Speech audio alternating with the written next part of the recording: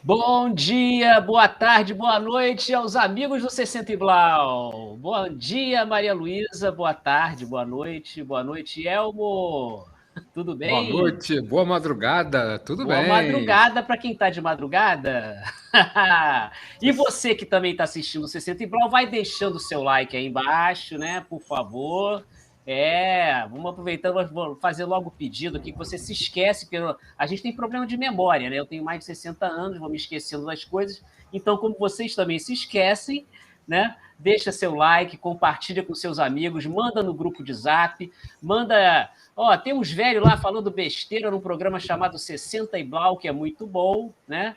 Então, manda o pessoal ver, assistir, que valoriza o nosso trabalho, valoriza o trabalho de todo mundo, também divulga as informações que a gente divulga aqui.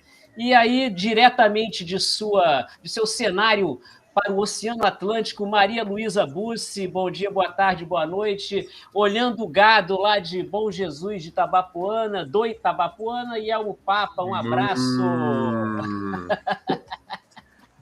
um abraço. Boa noite, garota Zona Sul.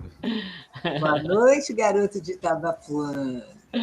E Ricardinho, com esse cenário aí, que maravilha, né?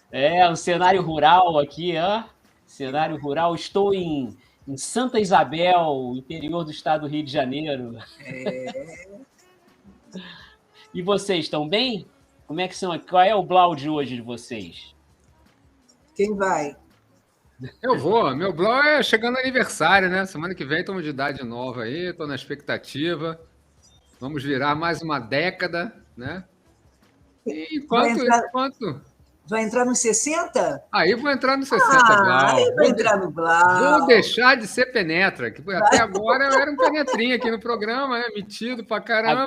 Agora já você é um rapaz de carteirinha, então. Agora você é sócio de carteirinha. Tá, Falando semana que nisso, vem a gente mostra a tua carteirinha. legal, eu também, eu vou trazer minha carteirinha aqui. Ótimo.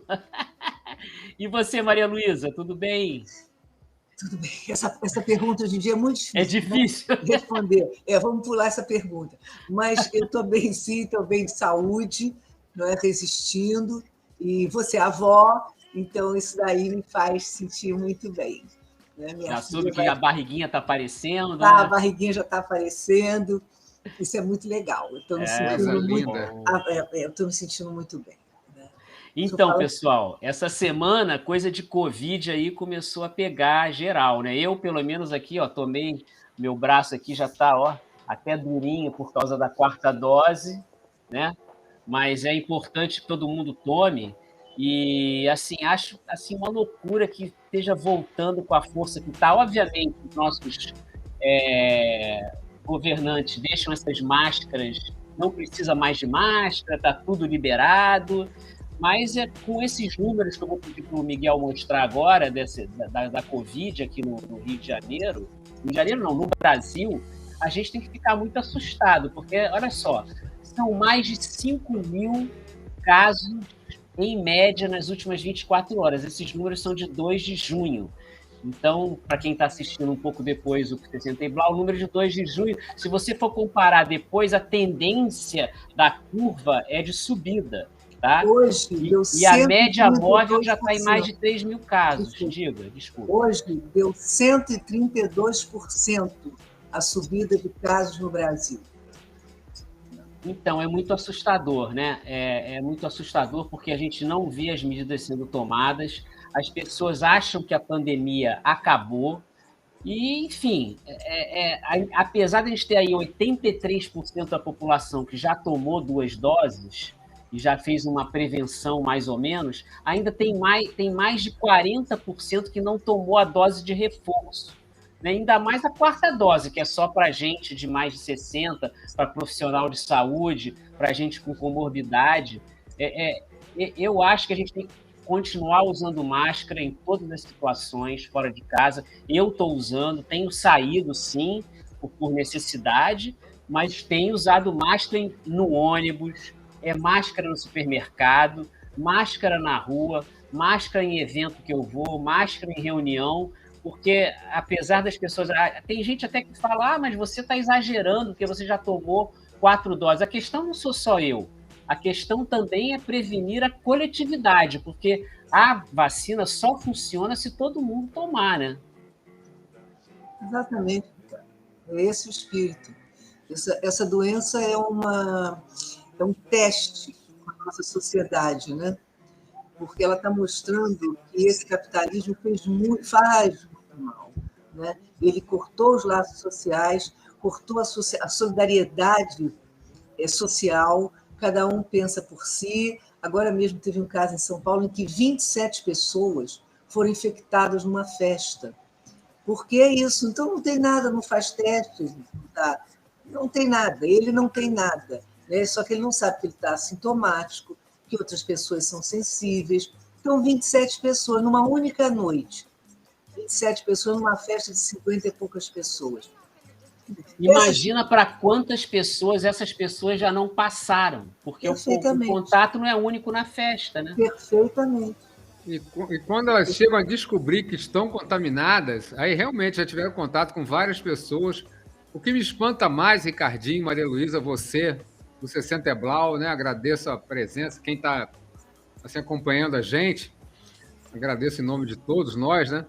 O que me espanta é o desprezo pelas vacinas. Além da a Covid, parece que foi uma lição que não foi aprendida, né? O número de outras vacinas aí, BCG, sarampo, da gripe mesmo, as pessoas estão deixando de lado, esquecendo, e assim, dando respaldo àqueles que atacam as vacinas, que atacam a ciência.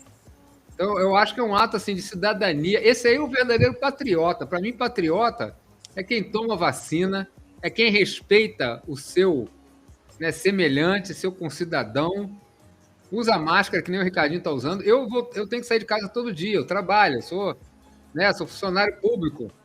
E eu uso, no ambiente de trabalho, eu uso máscara. Não uso na minha sala, porque minha sala, graças a Deus, ninguém entra, assim, não tem atendimento ao público e eu fico sozinho lá.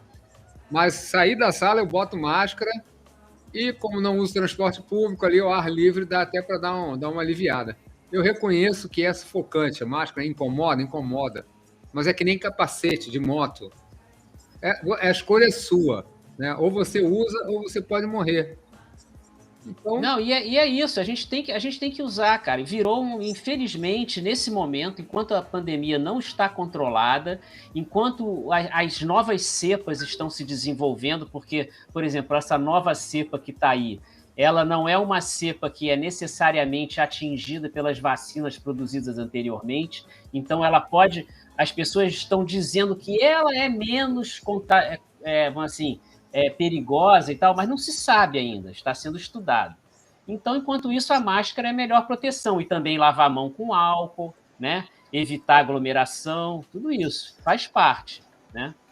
Antigamente você tinha 200 milhões de técnicos de futebol. Agora você tem 200 milhões de cientistas. Não, isso não faz mal, é uma bobagem, não, tá tudo bem, é uma coisinha simples agora. Ninguém sabe os efeitos disso. Tem gente que um ano depois aparece com sequelas terríveis. Né? Se não são terríveis, são sequelas. Aquele rapaz, aquele cineasta Breno, né? ele ficou cardíaco. Breno Silveira. Breno Silveira, ele não tinha nada. Ele teve Covid, ficou cardíaco, não é uma situação que não era uma situação. Ele teve uma sequela no coração, um dia caiu morto de infarto. É uma loucura. É uma loucura, as pessoas não sabem, mas tudo bem, tá? Não tenho nada, não estou sentindo nada, estou muito bem, não é?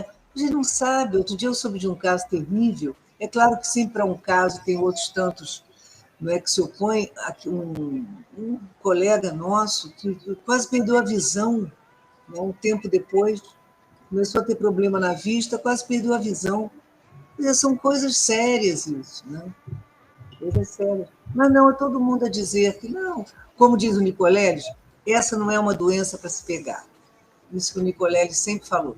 Aí o Nicoleles é exagerado, é histérico. Olha, nós estamos vivendo um necrohedonismo. Né? Não tem amanhã. É hoje e acabou. Quer dizer, é uma sociedade desesperançada. Acho isso muito sério que está acontecendo. Eu também acho. Um necrohedonismo. É hoje, a vida é adeus, é agora. Né? É uma sociedade adolescente, né? Adolescente que pensa muito assim, né? Não, tem que ser hoje, tem que ser agora.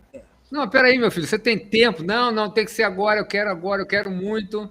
Então vamos acelerar esse negócio aí para ver onde é que vai bater. E não é assim, né, gente? Não é. A ciência, né, tem que estar sempre em primeiro lugar. Os caras estão lá há anos estudando, baixando a cabeça lá de olho no microscópio e virando noite em cima de gen, de genética, de vírus e tudo, para dar alguma coisa para a gente. Isso que a Maria Lúcia falou, muito certo, os técnicos de futebol, né? Surgiu uma categoria há pouco tempo aí de sommelier de vacina. Quando antes, nas outras vacinas, ninguém perguntava a marca. Ninguém queria saber. Chegava lá e tomava. Queria mais é tomar. E essa história de sommelier de vacina tem tudo a ver com essa coisa dos caras recusarem a ciência como um instrumento que vai salvar as vidas, né? Exatamente. Até agora, cadê a Coronavac, que seria produzida pelo Butantan e pela Fiocruz? A Coronavac podia ser dada para crianças. Hoje em dia, o número de crianças internadas nas UTIs está grande. Eu estou sem esse dado aqui, mas isso está acontecendo. Hoje mesmo eu tive uma reunião que a família, o pai e a mãe, estão com Covid. Por quê? Porque a filha de 4 anos apareceu em casa com febre. Aí eles acharam interessante fazer o teste. Os dois estão com Covid. A criança não estava com Covid, era uma gripe, mas eles estão com Covid. Quer dizer, quem diz também que não foram eles que passaram? Eles são Olha, realmente é um descaso coletivo, não é? Que vem de cima desse governo genocida, e o grande crime foi esse autoteste, porque o indivíduo faz o seu teste e ele não notifica isso, nenhuma autoridade, exatamente. Nenhuma autoridade. Então fica ali no seu gueto, né? Aí também sai, não é? Aí sai, a grande parte que eu conheço que ficou com Covid saiu de máscara, né? Mas sempre escapa. É muito complicado. Eu estou achando isso tudo muito desagradável, né? Para não. Eu acho, Maria Luísa, que certas coisas o Estado tem que intervir, né? Infelizmente, saúde pública tem que ter uma intervenção. Uma coisa que poderia acontecer é o seguinte: olha, foi lá, comprou o teste particular, tudo bem, você tem dinheiro, você compra quanto você quiser. Agora, você vai deixar seu CPF aqui e vai ter que dar uma resposta. Em uma semana você vai ter que aparecer aqui. Isso. Senão você vai sofrer sanção, você vai com uma dívida ativa, tem que criar lei, por isso cria. Lei quando é de interesse, cria-se rapidinho, entendeu? Isso é responsabilidade do Estado. Exatamente. Eu estava na Europa quando estourou. Eu cheguei aqui, eu fui o último voo da TAP. Eu cheguei aqui. A sair de Portugal. Foi, dia 13 eu saí, eu estava com passagem marcada para depois. Aí, quando eu vi a situação... 13 de março de 2020. 2020, exatamente. Eu só ia voltar lá pelo dia 20. Antecipaste? Sim, já estava um clima muito desagradável. Estava cheio de manifestação, a gente indo, mas já estava... E tenho certeza que algumas amigas minhas tiveram, porque tiveram todos esses sintomas, né? Aí minha Lígia Jobim, não é, falando com ela no telefone, falou: o que você está fazendo aí? Eu falei: engraçado, eu fiz a mala, pressentimento, só ia viajar dia 20, mas arrumei a mala. Aí ela disse: o que você está fazendo aí? Eu falei: pois é, Lígia, eu estou começando a ficar preocupada. Ela falou: vem embora. Aí eu fui de manhã para o aeroporto, fiquei lá, fiquei de 11 e pouco até 7 da noite no aeroporto, lotado. Todo mundo querendo mudar a passagem. Eu consegui às 7, aí voltei para o hotel, já estava com tudo pronto, embarquei às 9h30 da noite para o Brasil. Quando cheguei aqui, falei: bom, eu vou chegar, vou preencher formulário, vou dizer, não é, onde é que eu estava sentada, tudo, a passagem, para qualquer coisa eles me acionaram. Eu entrei aqui como se não houvesse nada. Ninguém fez pergunta, ninguém perguntou nada. Não parou, não fez nem uma seleção de passageiros, vamos dizer assim. Não preciso pegar 400, mas eu vou pegar 30. Uma amostragem, né? Nada. Aí eu não fui para a casa da minha mãe, eu estava lá com ela, porque aí fui para a casa de uma amiga, que estava em uma casa que ela faz de temporada, né? E fiquei na casa dela. Fiquei nessa casa de temporada dela durante 15 dias. Ainda cheguei, ainda liguei para o meu médico e falei, olha, eu quero fazer o teste. Ele falou, que teste? Mas eu não tenho teste. Não existe. Não tem Você já teste. chegou de Portugal, Maria Luísa, né? Não tem Já teste. veio da Europa. Aí eu fiquei lá 15 dias. Você está pensando que isso aqui é um grande Portugal? Não tem teste. Aí eu fiquei lá 15 dias, tudo bem, aí fui para casa. Mas se o Ricardinho me permite, Maria Luísa, você teve Covid? Não, eu não tive Covid. Ou então eu não tive nenhum sintoma. Certo. Eu até hoje não tive Covid, eu sou uma pessoa virgem de Covid.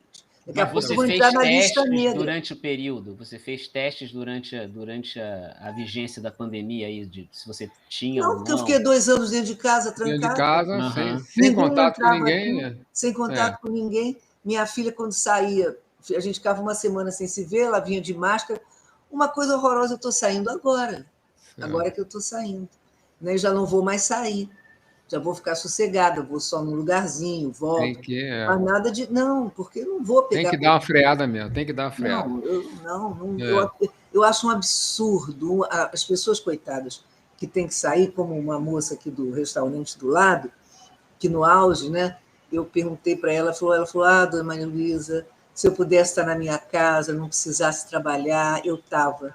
Porque eu tenho muito medo de pegar essa doença e eu estou muito aborrecida, porque passa esse monte de gente para ir para a praia, tudo sem máscara, falando um em cima do outro, entra aqui no restaurante, a empregada do restaurante. E aí, quando a gente vê isso, vai por terra toda essa discussão, todo esse argumento de que o povo não quer se proteger, o povo não acredita em vacina, mentira. O povo não lê, o povo não se informa. Olha só, o povo se informa, o povo não é bobo, né? Ele está vendo as coisas acontecerem, só que as pessoas têm que sobreviver. E elas são empurradas pelo modelo econômico a sobreviverem trabalhando. Não foi criado um modelo para ficar de casa, né? As empresas que elas se mobilizaram, sim, para algumas empresas para criar as situações para as pessoas trabalharem de casa. Eu me lembro de quando fosse falar de tem que parar, fechar as escolas e tal. Não pode fechar a escola, criança não pode ficar em casa. Realmente, criança não pode ficar em casa, porque a maioria do povo brasileiro não tem condição de manter a criança em casa, porque a família tem que trabalhar. Né? E a família tem que sair para trabalhar. Sim, Na verdade, não é criada a situação para o pai e a mãe ficarem em casa, né? Num período grave, recebendo um mínimo de dinheiro para poder sobreviver no período de crise. E manter todo mundo em casa. Né? E o que resultou nisso, eu vou pedir até para o Miguel rodar, que é nosso primeiro VT de hoje. Um dos resultados dessa crise da Covid é esse.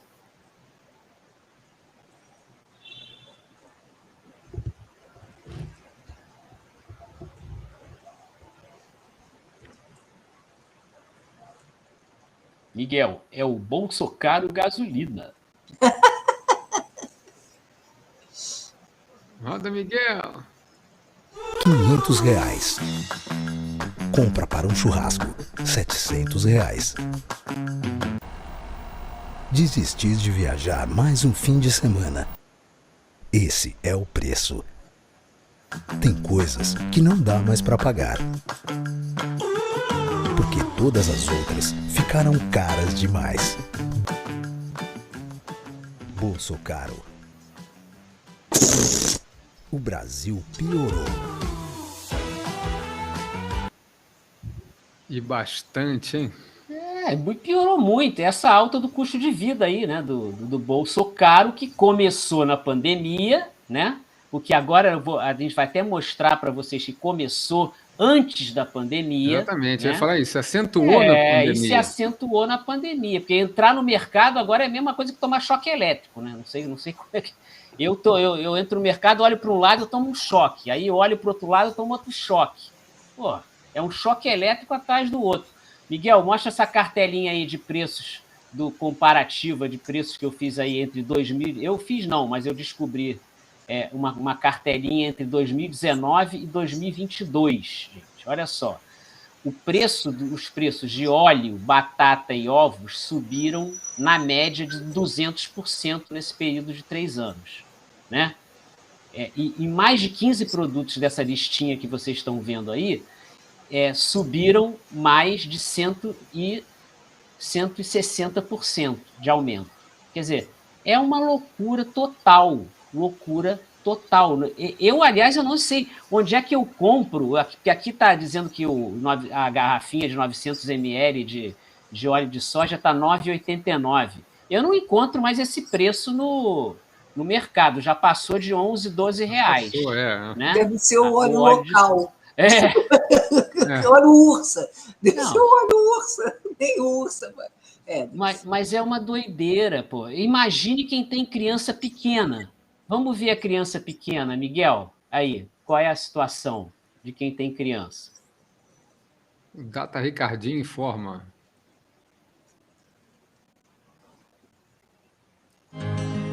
Bolo e salgadinhos, R$ 395.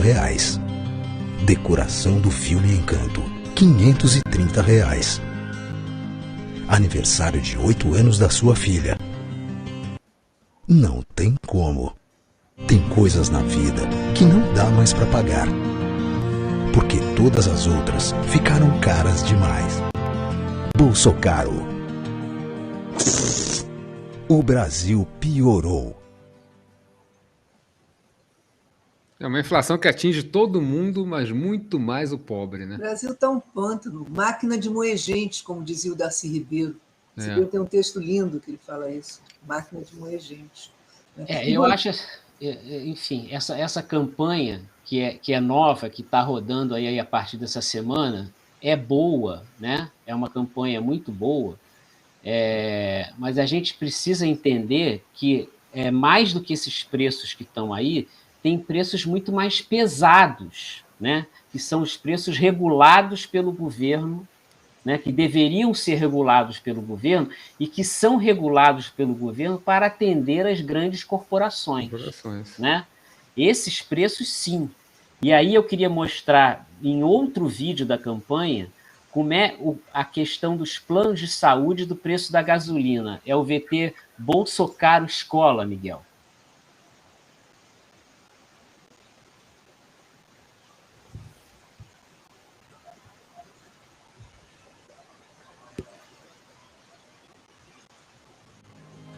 Mensalidade de escola, R$ 2.800. Plano de saúde, R$ 1.900. Vender o carro para pagar os boletos. Esse é o preço. Tem coisas que não dá mais para pagar, porque todas as outras ficaram caras demais. Bolsocaro. O Brasil piorou. Onde é que está esse plano de saúde de 1.900 que eu quero ir lá? Esse, por exemplo, é o valor do plano de saúde que eu pago, tá? Eu como pessoa, só que esse plano individual não é um plano individual, na verdade é um plano que a minha firma paga.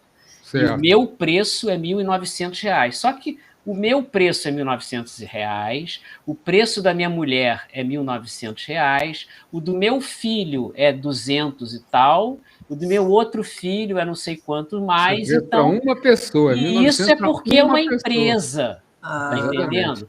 Porque os preços individuais de planos de saúde, eles estão aumentando agora, foram autorizados em maio, a aumentar 15,5%. E isso quando tem, porque voltou a ter, porque o Fernando Henrique destruiu esses planos individuais. Né? Exato. Então, isso ficou estacionado, agora está voltando. E a ANS, ela protege, defende as empresas, os interesses das empresas, né? Como todas as boas agências brasileiras, né? Ela não defende o direito do cidadão. Sendo que esses 15,5% estão muito acima da inflação do período, pelo menos a inflação oficial que eles dizem, né? Sim, que está na casa de 10,5%, 11%, porque nem isso eles estão dando de reajuste salarial para os trabalhadores, que estão tendo, na maioria das categorias que ainda têm emprego, que negociam com seus patrões, reajustes abaixo da inflação. 5%. Né? 5%. E eu queria... Diga. Não, eu queria trazer hoje uma indecência que eu assisti no telejornal, porque o governo começou a botar as ações da Eletrobras para serem vendidas. Então, o personagem era um operário, um trabalhador muito simples, que dizia que, não, eu estou pensando em botar o meu fundo de garantia, porque a compra é via fundo de garantia. Não é? Então, aquele homem, assim, aquele rapaz jovem, simples, não é? E a repórter perguntando, então você vai? Aí ele falou, eu estou pensando, não é? Fico um pouco em dúvida, mas estou pensando. Quer dizer, é um deboche, né? É um deboche. Então, olha só, eu até fiz um tweet, para quem quiser me seguir no Twitter lá, convido, porque eu sou bastante indignado no Twitter, mas eu fiz um tweet a respeito dessa frase que é abre-se hoje, porque abriu-se hoje, sexta-feira, né, a compra através do FGTS de ações da Eletrobras. O que há de errado nessa frase?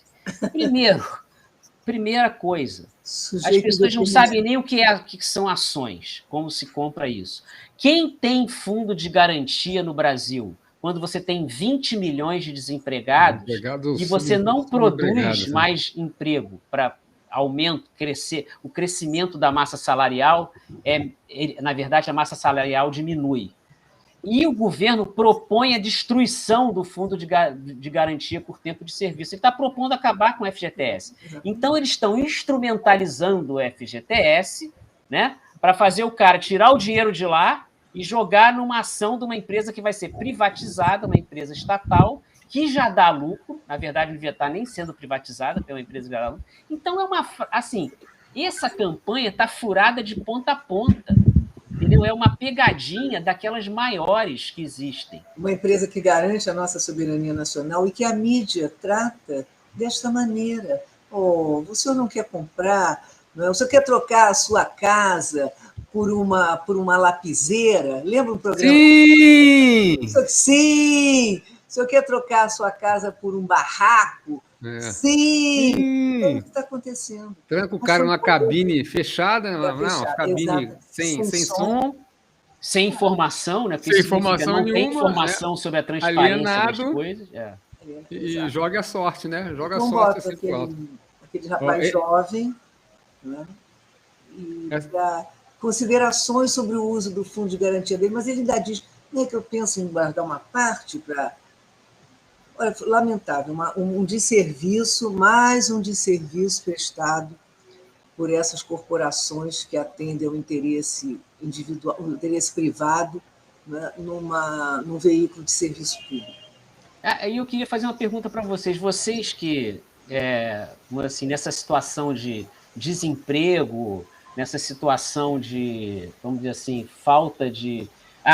Covid espalhada por aí, vocês têm saído para se divertir? Eu não. A última vez que eu saí foi... Não, a última não, a primeira e última. Né? Foi... Não tenho. Me divirto na minha casa. Eu também me divirto em casa. Agora, veja como é que o povo brasileiro está se divertindo aí, Miguel. Mostra pra gente.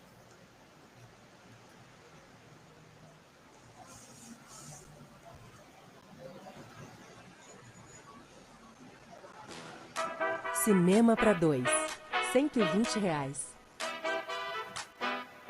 Jantar romântico, R$200. Ficar em casa em vez de sair com o crush. Esse é o preço. Tem coisas que não dá mais para pagar, porque todas as outras ficaram caras demais. Bolso caro. Eles cada vez mais ricos. Você cada vez menos.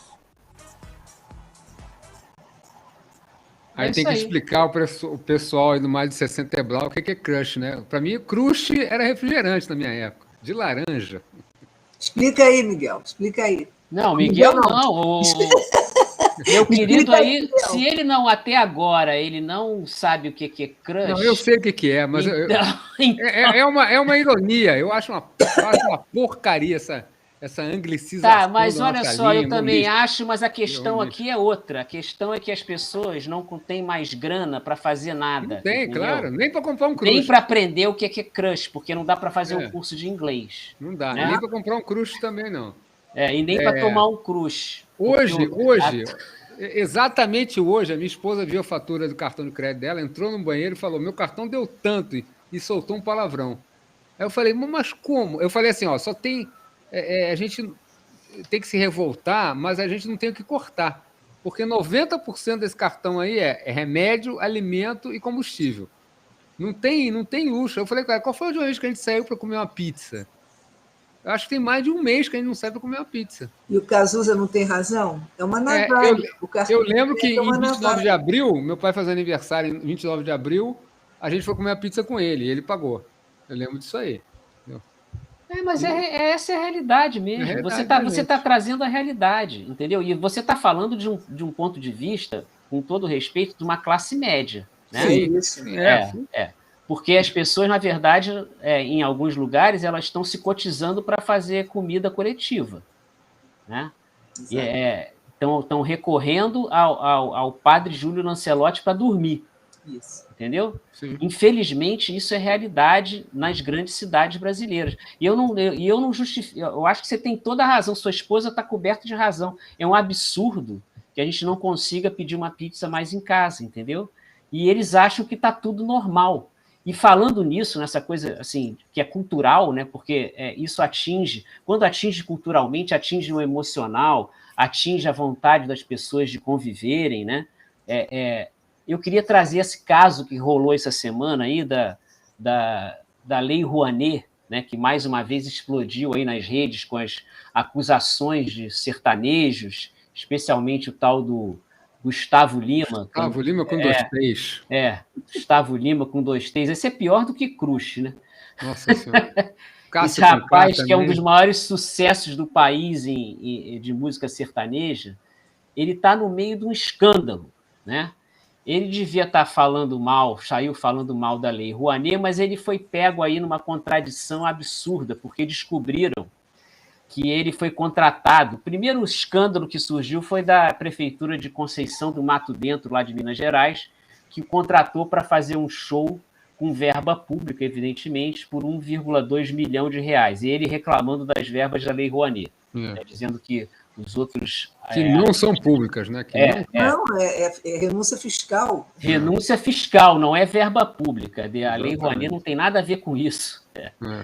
E aí, o prefeito da cidade, quando se viu envolvido no escândalo de mais de 1,5 milhão de reais, ele saiu fora, cancelou o show. Mas só que o pessoal foi investigar, né? Aí apareceram contratações do Gustavo Lima em Prefeitura do Rio de Janeiro, tudo cidade pequena. Cidades pequenas, Roraima, Bahia. Fora do mapa. Né? Coisas variando aí entre 700 mil e 2 milhões, que são, na verdade, uma tremenda lavagem de grana. Mas as pessoas foram investigar ainda mais. Mas por que o Gustavo Lima consegue esses contratos muito altos? Quem contrata em nome de Gustavo Lima? Essa que é a pergunta, né, que a gente tem que fazer. Então, se descobriu que Gustavo Lima, na verdade, ele tem a sua carreira gerida por um grupo chamado For Even. For Even, você que não gosta de coisa em inglês, né?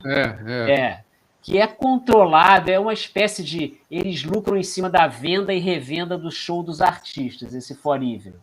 E eles são controlados por uma empresa de investimentos chamada OneSeven, né? Tudo all right, sensacional. OneSeven, Crush, For Even. Very, very good money. Agora vamos aí para ver o budget do OneSeven. A OneSeven, é o 171. O 171 é quase isso. Exatamente. É uma empresa de investimento. Entendeu? Essa empresa de investimentos, o OneSeven, que jogou um para fora, conseguiu no BNDES um aporte de 320 milhões de reais. Tá? Aí começa tudo bem. A empresa conseguiu, foi lá, deve ter apresentado um projeto, né, e tal, BNDES está financiando. Agora que começou a confusão. A OneSeven diz que esse dinheiro não entra na Foreven, porque eles têm cotas da Foreven, esse OneSeven, e vai para um outro fundo que eles administram junto com a XP Investimentos. É o XP, O nome desse fundo, para onde esse dinheiro vai, é tipo uma sopinha de letras dessa para você não entender nada. Eu vou ler aqui, ó. Chama FIC, FIDC, XP Brasil, MPME. Isso. É XP desse. É o nome do fundo, tá? Eu não entendi, mas o que isso aí, claro, que tem, isso aí deve ter alguma coisa. Fique tal coisa. Eu já estou aqui fazendo. FIC é Fundo de Investimento de Commodities e tal, entendeu? Eu só estou brincando. A Foreven e a OneSeven dizem se tratar, porque essa coisa depois viralizou. O Gustavo Lima está pegando 320 milhões, não é bem assim, é o grupo que tem cotas dentro do grupo que administra a carreira dele, que pegou o dinheiro não vai para lá, vai para outro lugar. Então, eles ficam dizendo aí que que isso é fake news, que isso foi inventado para prejudicar o Gustavo Lima, etc. Vamos dizer que seja, tá? Vamos dizer que eles consigam provar que eles estão aplicando em outra coisa. A questão que fica ainda sem explicação, né, é como é que essa venda de shows aí, que muito acima de valores do mercado, pagos por prefeituras. Será que ele vai conseguir explicar isso para o sertanejo universitário? Vai conseguir explicar isso aí? Olha, o Ministério... não há corrupção? Olha, o Ministério Público, na quarta-feira agora, ele abriu a CPI dos sertanejos. Né? Tem 24 cidades dentro desse dossiê. São 24 municípios. Começou lá no Mato Grosso isso. Né? Então, ao todo, são 5.700.000 nesses 24 municípios. São pequenos municípios, não é só o Gustavo Lima, não. Tem outros sertanejos, mas não citarei o nome para não fazer propaganda. Né? Agora, o que eu gostei mesmo foi da carta, vocês viram que o Tico Santa Cruz mandou para o Gustavo Lima? Eu achei formidável, porque o Gustavo Lima começou a chorar, dizendo que ia jogar a toalha, que estava sendo perseguido por causa da sua posição política, sua opção política. Aí o Tico Santa Cruz mandou uma longa carta, mas que vale destacar, assim, não é? O Chico Santa Cruz é o vocalista do Detonautas. Né? Então, o Chico Santa Cruz diz assim, fala para o Gustavo Lima para ele se atentar aos contratos, né? De onde vêm os recursos, que ele vai pagar suas contas. Aí depois, como o Gustavo Lima chora e diz que vai jogar a toalha, o Chico Santa Cruz diz assim, não desista da sua carreira, não. Aí fala assim para ele, né? Olha, desde 2014 eu venho sofrendo ataques sistemáticos de setores simpáticos ao que você defende. Quando as milícias digitais começaram a se formar, um dos primeiros artistas a ser atacado fui eu. Fui ameaçado de morte tantas vezes que perdi a conta dos números de boletins de ocorrência que tive que fazer. O Gustavo Lima, inclusive, diz que ele teve que vender a casa dele, porque os contratos, os convites para os shows foram cancelados. Coitado! Ele teve que vender a casa dele. Que é uma casa, acho que de 40 milhões, né, se não me engano. É um valor assim absurdo. A choupana, quase. Não, eu estou falando o Tico Santa Cruz. Não, o Tico Santa Cruz teve que vender. Sim, para pagar os processos. Para pagar. Não, porque o Gustavo Lima disse isso que você está falando. Ele disse que teria que vender a sua casa, uma mansão. Isso, uma casinha de 40 milhões, entendeu? Dezenas de milhões. Eu acho que de verdade, 40, o Tico Santa Cruz não sei dizer exatamente o valor, tá? Mas teria que vender essa choupana, como disse o nosso Gabriel, porque ele está perdendo contratos. Mas conta a história do Tico. Não, aconteceu isso com o Tico Santa Cruz, ele revelou isso nessa carta. Eu tive que vender minha casa, que eu custei a comprar, porque começaram a cancelar todos os meus contratos. Né? Então, quer dizer, aí ele mandou essa letra para o Gustavo Lima, que está choroso, né? Para ver como é que é bom, como no olho do outro arde. É refresco. Quer dizer, se ele perdeu isso aí, né, chorou tanto, protestou tanto, sinal que ele estava vivendo só disso aí, né? Ele não dá mais show numa casa de show, né? Ele não cobra um cachê para ir fazer uma aparição pública. Ele estava vivendo só desse dinheirinho, grana fácil, grana pública, que eu não sei qual é o subterfúgio que eles usam aí, porque uma prefeitura chega lá e contrata o cara por R$700 mil, R$1 milhão, e não tem uma licitação, gente? Não tem uma... Não, é contratação direta, que licitação Direta? é contratação direta e não está contratando o Gustavo. Essa aqui é a questão. Então, não está contratando o Gustavo Lima diretamente. Ele contrata essa empresa que já gere a carreira do Gustavo Lima. Sim. E, por sua vez, contrata a Balaio Eventos, se não me engano, que eu acho que é o nome da empresa de eventos ótimo, né? do Gustavo Lima. É 171, é Balaio de gato. Né? É um negócio assim. Que é a empresa que realmente faz o show, entendeu? Sim, tem esse fundo de investimentos aí que comprou, né, 100 shows dele lá por mais de quase 200 milhões. É isso. Então e fica é contratado assim, direto, uma coisa milionária, cara. O Gustavo Lima nunca botou a mão no dinheiro, você está entendendo? Ele só chega através do balaio dele, entendeu? Balaio dele. Que é contratado pelo fundo de investimento, que vendeu os seus shows para a Forever, na qual a OneSeven tem algumas cotas, dizem que é um pouco mais de 40%, mas até provar isso aí. Mas é isso, você está entendendo?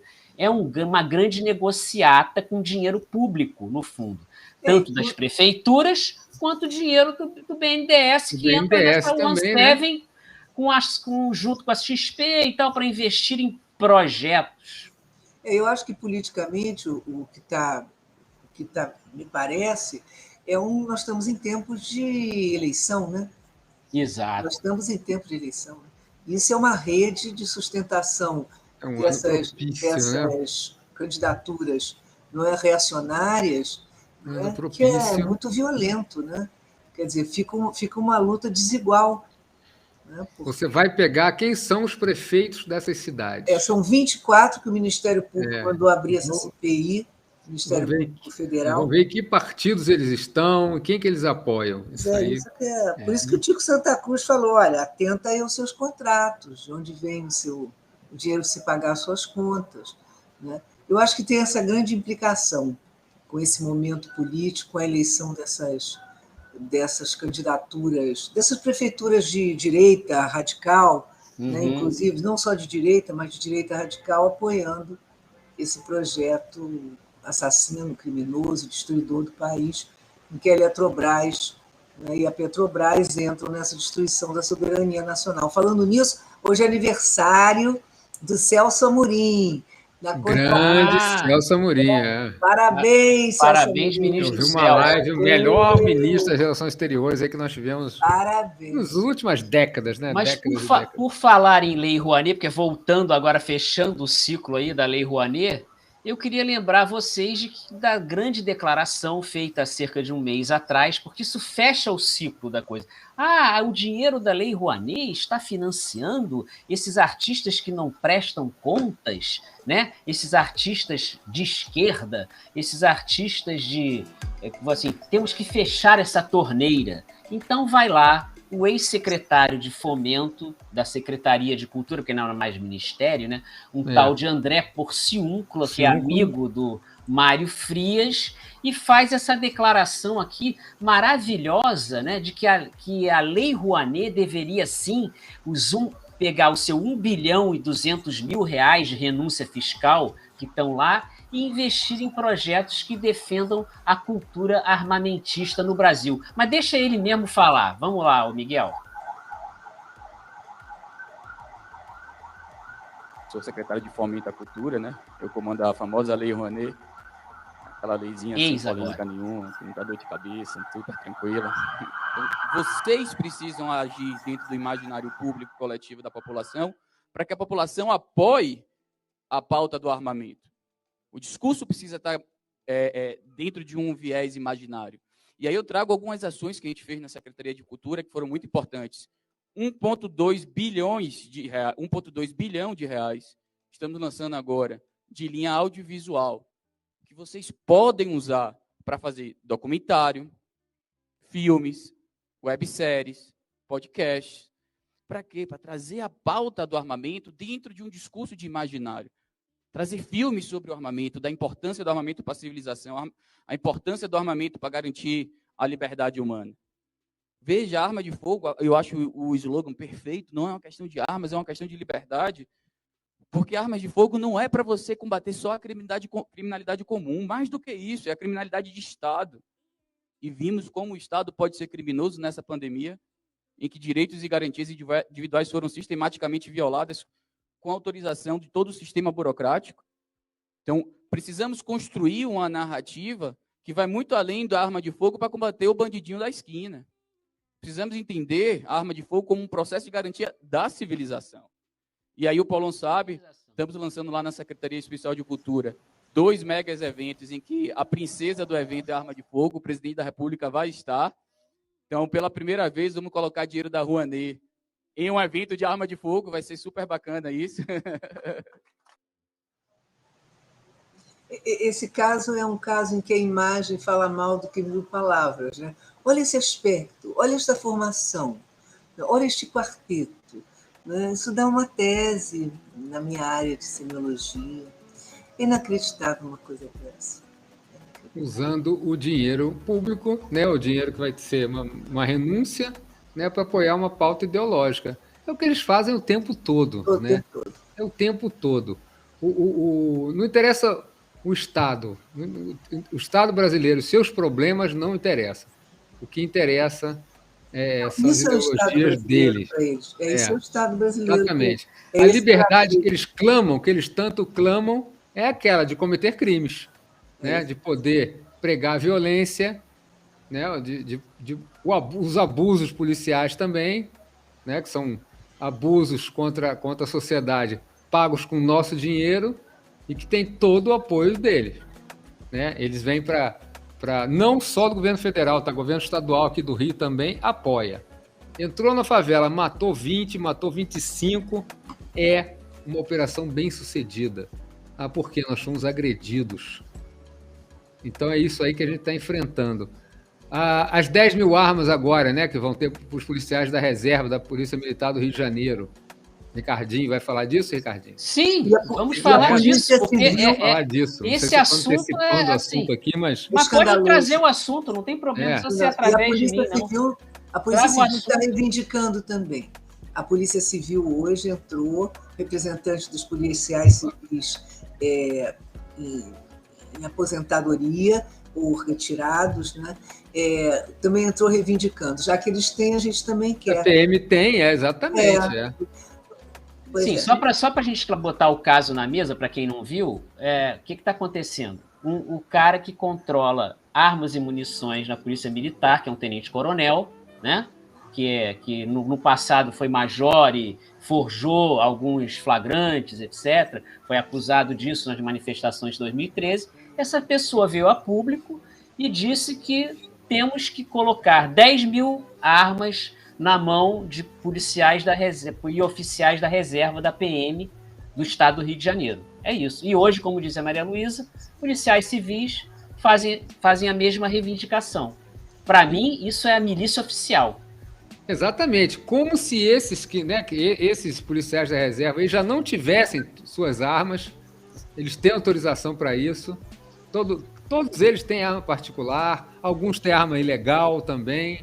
Né? Não podemos, assim, acusar todo mundo, mas também não podemos livrar a cara de todo mundo. E agora vão se botar armas, não são arminhas qualquer, não, são pistolas, que tem uma arma de impacto, que é a pistola, não sei se é 380 ou .40, mas eles têm direito a 3 carregadores, e eu li isso, eu não pude conferir, tá? Mas depois alguém pode me ajudar aí, que estava dizendo assim, no mínimo 50 munições. Eu achei, no mínimo, o cara é obrigado a ter mais que isso? Se é isso mesmo, meu irmão, porra, se é 50 no mínimo, eu quero 150, né? Vou poder sair por aí, ó. Não, vamos combinar que é isso que está sendo entregue para ele de graça, né?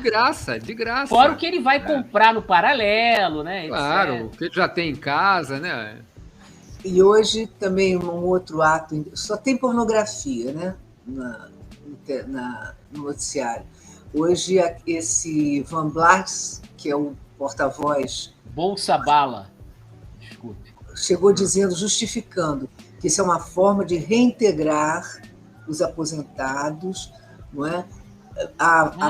Atividades, a própria polícia de uma forma da aposentadoria dos aposentados. Isso, eles estão aposentados, mas eles se sentem assim reintegrados, não oficialmente, mas que possam ter trânsito nos quartéis, não é? Hoje eles justificando este homem, antes do genocida assumir, esse homem fez um final de semana em Búzios, fechou um hotel para dar aula de tiros para famílias. Crianças até 10 anos não pagavam nada, né? Então, era um final de semana em Búzios, num hotel, eu já não lembro mais os valores, eu fiz essa matéria na época, só eu e uma moça, uma jornalista, que não sei se era do Estadão ou da Folha, que fizemos essa matéria, né? Então, foi isso, este homem, esse porta-voz da PM, fez um final de semana, o tenente coronel fez um final de semana em Búzios para aprender a atirar, né? Crianças até 10 anos não pagavam. Criança até 10 anos, que maravilha, né? A partir de 10 anos podia atirar, mas também não pagava, criança, né? Assim, United States of America, né? Vamos lá, todo mundo tem a sua arma. Tinha os pais, a mulher, o marido, maioria casais jovens, né? Com os filhos, no final de semana, para aprender a atirar. Que coisa linda! Coisa linda, dinheiro, né? Público, né? Quer dizer, sim, porque o dinheiro, as balas e tal eram deles lá. Eles não compraram balas assim, ou eram fornecidas. Não sei de onde ele tirou isso, mas é isso. Então, quer dizer, vamos fazer um final. O que vamos fazer esse final de semana, mamãe e papai? Vamos para Búzios, para um spa, passar uma semana, passar o final de semana num hotel fechado para isso. Vamos preparar vocês para irem para a Ucrânia. Ou então para não ser nunca mais escravos do governo, né? Para não ficarem ameaçados, não terem sua para terem sua liberdade. O discurso do seu Porciúnculo ali, né? Que ainda bem que é ex, né? Ex-secretário, né? Ex qualquer coisa lá. Remete mesmo até 85. O último estado, né, policialesco, agressor, que torturava, não que as polícias hoje não torturem, mas não é uma política de Estado, né? Não, se tornou, voltou a ser, né? Tá voltando a ser, né? Mas o último antes desse aí, o último antes desse aí, tinha acabado em 85, né? Tínhamos voltado mais ou menos a ter uma coisa assim, olha, vamos mirar aí numa desmilitarização do Estado, né? Vamos pensar numa eleição para presidente. E eles estão... Elmo, você vai me desculpar, eu vou te interromper. Não, eu vou contrapor essa sua fala dizendo o seguinte: nunca houve da parte de governante nenhum, e eu incluo aqui o Brizola, porque o Brizola falou, não vamos atirar nas comunidades, realmente não atirou, mas o desmonte das polícias militares não foi feito em nenhum lugar do Brasil, não foi proposto por ninguém, não tiveram a coragem de intervir no modelo de segurança pública que nós herdamos dos governos militares, tá? Não tiveram essa coragem. Então, o senhor Lula, ouça isso agora, entendeu? Preste bem atenção, porque o povo, né, é a maior vítima desse modelo. O povo que está lá morando, eu não estou morando, mas o povo que está morando nas comunidades, esse povo é que está morrendo na mira dessa polícia que deveria estar defendendo o povo, né? Como diz o André, e continua matando desde sempre, desde que eles assumiram que as polícias militares viraram uma força importante de segurança no Brasil, né? E só aumentaram o seu poder de fogo, porque no momento que o cara chega, que eu vou criar uma milícia paralela com aposentados, porque para mim isso é uma milícia paralela, e as pessoas acham, não, maneiro, a gente precisa disso mesmo. Ele já conhece, né? Ele é da área, né? O que é isso? Como diz o André Constantini, não tem bala perdida, né? Não, a bala é chata. Tá ali. Hoje uma criança de 4 anos comprando pipoca com a mãe. Sim, balaço na cabeça. Não sei nem se está viva ainda, coitada. Não, bala perdida não tem perigo, o problema é achado, e ela sempre é achada, né? Ela sempre é achada nos mais pobres, quem mais está exposto. Vai ser uma coisa gravíssima essa eleição, porque essa gente armada, não é? Exatamente. Ameaçando todo mundo. Eu não tenho medo hoje, uma coisa que eu estou para dizer para vocês aqui, eu não tenho medo hoje do Exército, da Marinha e da Aeronáutica. Não tenho. A milicianização do Brasil hoje está polícias militares de vários estados, talvez todos. A PRF foi altamente aparelhada, entendeu? A PRF hoje virou agente para entrar em morro com justificativa barata, banal, que os crimes eram cometidos na rodovia federal. E agora essas outras milícias aí do pessoal da reserva. Essas aí são as milícias perigosas, porque isso aí não tem comando, entendeu? Esses caras aí não tem comando. O comando deles não é um comando, entendeu? De um cara que fez uma escola superior de guerra, que tem uma noção de país. Eles têm noção, eles não têm essa noção, não, cara. Eles têm arma na mão e eles estão ganhando um poder que ultrapassa as funções. Eles estão sendo oficializados como força, né? Eles estão tendo o apoio do Estado para serem oficializados como força legal. Exatamente, está tornando legal. Mas eu continuo, desculpe, Iel, mais uma vez me contrapor a sua posição a respeito dos militares, porque os militares não são mais esses que você está falando aí. Eles estão, boa parte deles está extremamente envolvida nessas ações e dando apoio a esse tipo de política. É isso que a gente tem que investigar. Quem são os militares que estão por trás ou estão junto dessa política de tornar aposentados da PM e policiais civis aposentados uma força paralela às forças oficiais. De onde vêm as armas que alimentam, né, o tráfico e tal? Todo mundo sabe que são armas que são roubadas, grande parte delas roubadas das instituições militares, dos quartéis. Desviadas. Sempre, é isso. Sempre ocorreu.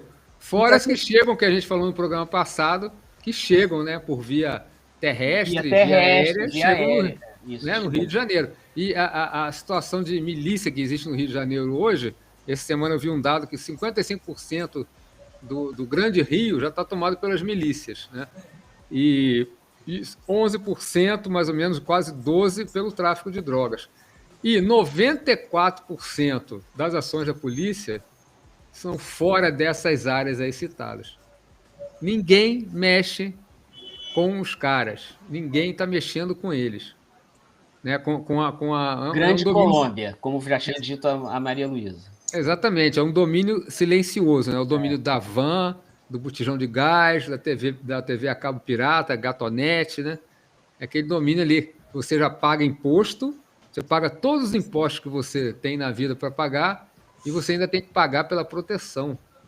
Porque eles não te protegem, mas ai de você que você não pague. O Ricardo, vocês que pesquisam bem na internet, acha aquele vídeo dos traficantes parando na porta do quartel e recebendo, lembra disso? Recebendo as armas? Aquilo é uma delivery, aquilo foi uma coisa inacreditável. Né? Eu acho incrível, a gente tem tantos anos de profissão, mas essas coisas são surpreendentes mesmo. Eu achei incrível o cara parar, aí o cara dá pela janelinha, passa as armas. É uma loucura. A gente. Tá puxado. Tá puxado. E eu vou, assim, só para a gente pular um pouco, passar desse assunto, vamos cair na guerra da Ucrânia, porque, como a gente faz toda semana aqui nossa atualização, embora a gente esteja vivendo a nossa guerra particular, né? Essa guerra particular que não tem fim e que mata pessoas a cada dia, e cada dia é uma surpresa, né? Eu confesso que ficou difícil, viu, Ielmo, que você que é um especialista no assunto, essa semana fazer o nosso quadro de frios fatos da guerra. E eu vou pedir para o Miguel mostrar aqui o quadrinho que foi preparado. Pode encher a tela aí, Miguel, porque fica mais fácil do pessoal ler. Perdeu. Zelensky admite que a Rússia controla 20% do território, principalmente o leste da Ucrânia, né? 90% do leste, muito bem. Perderam. União Europeia cede a pressões para reabrir os portos ucranianos, né? E perdemos. União Africana, que é, vamos dizer assim, a comunidade africana de nações, né? Reconhece que Putin é vítima do Ocidente. Por que eles estão reconhecendo? Porque eles precisam do trigo e do petróleo da Rússia. São dependentes, né? São dependentes mesmo. 100 dias, né, gente? 100 dias de guerra. 100 dias. Não, e hoje aquela figura execrável também daquele Josep Borrell, estou falando, que é responsável pela política externa da União Europeia, chegou lá na Casa Branca e já disse que agora a guerra vai ser de cansaço do inimigo. Essa vai ser a estratégia, a tática. Né? É assim, mas, declarando. Mas o cansaço de quem, gente? Pois é. Não, se ele quem, não, cara pálida? Não, agora ele não definiu, disse que era, naturalmente que ele estava se referindo, ele não ia dizer, né, que a Rússia vai cansar, não é? Mas ele fez cabo de guerra, né? Que, aliás, ninguém fala em paz, já falamos sobre isso, né? Cada vez mais eles estimulam. Sim. Então, já disse que vai ser isso, agora a tática é essa, é cansar o inimigo. Então, agora já são 100 dias e não tem... E isso, hoje, até o Zé Reinaldo, o querido colega, me socorreu hoje, dizendo que eu estava em dúvida quem é que tinha falado que lá atrás que essa guerra não seria resolvida por vias diplomáticas, lá no início. Uhum. E é isso mesmo que está acontecendo, não será. Enquanto a União Europeia for vassala, cachorrinho dos Estados Unidos... Da OTAN. É claro, a OTAN, né? A OTAN, que é a União controlada, Europeia, né? a OTAN, não é? Se mantiver assim, não vai ser. Agora, hoje, o grande Lavrov, não é, já disse, olha, vocês estão brincando, isso daí pode ter consequências muito graves, porque chegaram aqueles mísseis de baixo alcance, né? Para aquele palhaço que está matando o povo dele. Né? Então, hoje o Lavrov já falou, olha, vocês estão brincando, isso aí pode dar ruim, né? E está acontecendo. E anteontem, a ministra do interior da Alemanha, dizendo para o povo fazer estoque de 10 dias de comida e água. É isso. Eles estão a Europa ela está se enredando numa situação que ela está vendo que não tem muita saída, porque ela está, de um lado, ela acende, acende uma vela para Biden e seus democratas e o Império Americano que vende armas, precisa vender suas armas e colocar suas armas e lavar seu dinheiro na Ucrânia. Do outro lado, ela não pode, ela acende uma vela, por favor, Putin, eu preciso do seu petróleo e do seu trigo. Eu preciso que você libere os portos do sul da Ucrânia para a gente poder continuar a receber o trigo que você está liberando.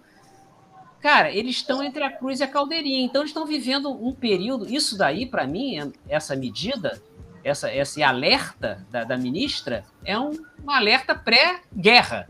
Né? Agora, o que me causa espanto é que eu acho que nós estamos vivendo um necrohedonismo, uma anestesia. A população europeia não se manifesta. E quando se manifesta é a favor da Ucrânia. Não é? É uma coisa assim, isso para mim é muito assustador, não é? Que isso venha acontecendo. E eu queria comentar uma coisa sobre Mas, Maria Luísa, só pegando esse gancho do que você falou, vamos olhar para a situação política dos países, especialmente da Europa Ocidental, os maiores, né? Inglaterra, Alemanha, França, Espanha, né? A própria Itália. Na maioria deles, nesse momento, estão governos de centro-direita, com exceção da Alemanha, né? Com exceção da Alemanha. Eu posso fazer uma... Eu ia entrar nisso agora mesmo. Eu ia entrar nisso. Eu ia dizer o seguinte, e você fez muito bem, É impressionante como o centro neoliberal e a social-democracia não aprendem, né? Eles sacrificam mesmo em nome do combate ao comunismo. É impressionante essa vocação. Eles fazem qualquer negócio com um horror à ideia do comunismo, não é? Um sistema mais solidário, mais igualitário voltar. A social-democracia continua insistindo neste equívoco histórico e se associando ao centro neoliberal. Não é? Que os liberais façam isso, a gente ainda dá... Bom, o que vai fazer, né? Agora, a social-democracia, não é possível que eu não tenha aprendido. Né? Foi assim na ascensão do preferiu matar os comunistas, não é? A ter um rompimento, fazer uma aliança. E agora eu estou fazendo uma crítica mesmo à social-democracia. Eu estou com saudade da Merkel. Estou com saudade daquela... Com certeza, com certeza. Ela até reapareceu ontem, né? Ela reapareceu na imprensa aí. Estou com saudade da Merkel. Ela, com certeza, ela teria contornado isso aí muito antes de começar, tá? Ela fez a vida inteira, ela chamou a Rússia para perto dela. Exatamente. Ela foi acusada. O Macron está lá, não é, fazendo tudo que pode para ver se a Alemanha segura um pouco. Olha, vamos lá devagar, porque se a gente romper com esse negócio, a Europa vai ficar numa situação de fato difícil. E a circulação, e aí eles têm um controle da circulação da informação junto às grandes corporações da informação muito grande. Porque, por isso que eu digo, as grandes sanções, na verdade, as que têm efeito, são as sanções de controle da informação. A falta de acesso a portais russos ou chineses, etc., isso tudo está bloqueado. Né? Então, a população europeia não consegue, no comum, né? Estou dizendo a população geral, ela não tem acesso à informação alternativa. Né? Exatamente. Isso daí eu acho que faz uma grande diferença nesse momento. É um bloqueio, né? Um bloqueio ali. Angela Merkel veio a público ontem até se defender dessa acusação que ela teria feito nos governos dela concessões demais à Rússia. Mas, na verdade, não. Ela procurou entender a Rússia porque sabia que a dependência, né? Eles iam depender sempre, ou se não fosse para sempre, por um longo período do petróleo, do gás russo, né?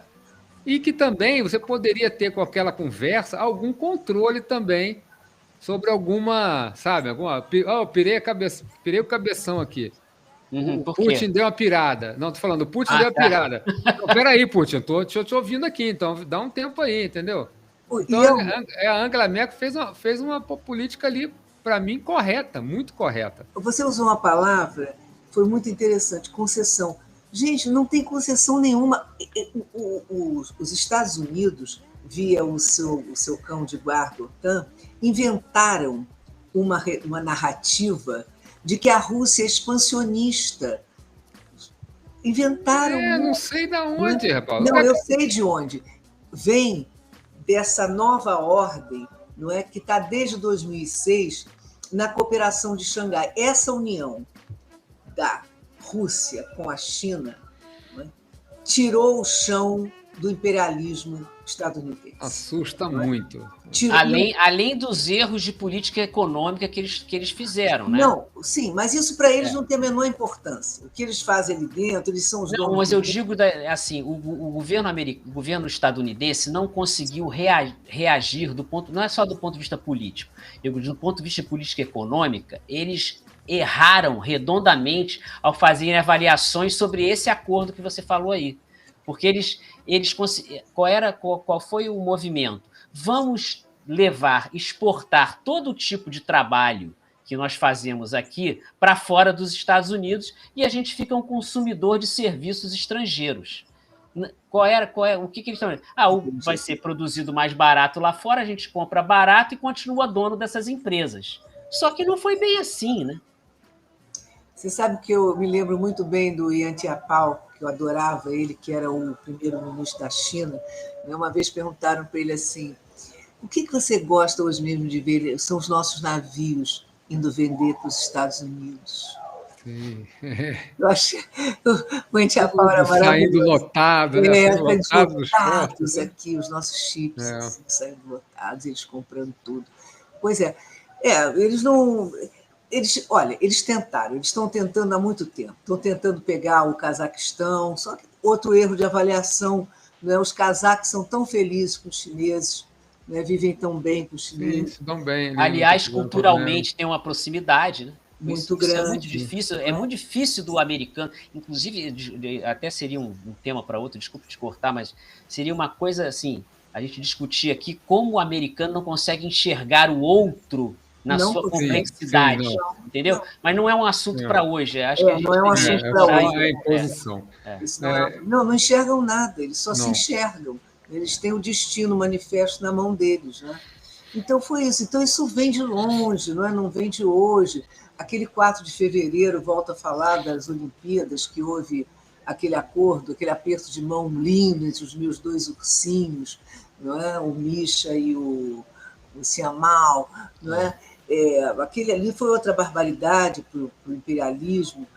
Então é isso. Agora a gente está vendo, o mundo está ameaçado, nós estamos ameaçados, não é? O Lavrov já avisou, não é por falta de aviso. Não é por falta de aviso. O tom, se eles subirem o tom, eles já estão avisados, né? Já sabem disso.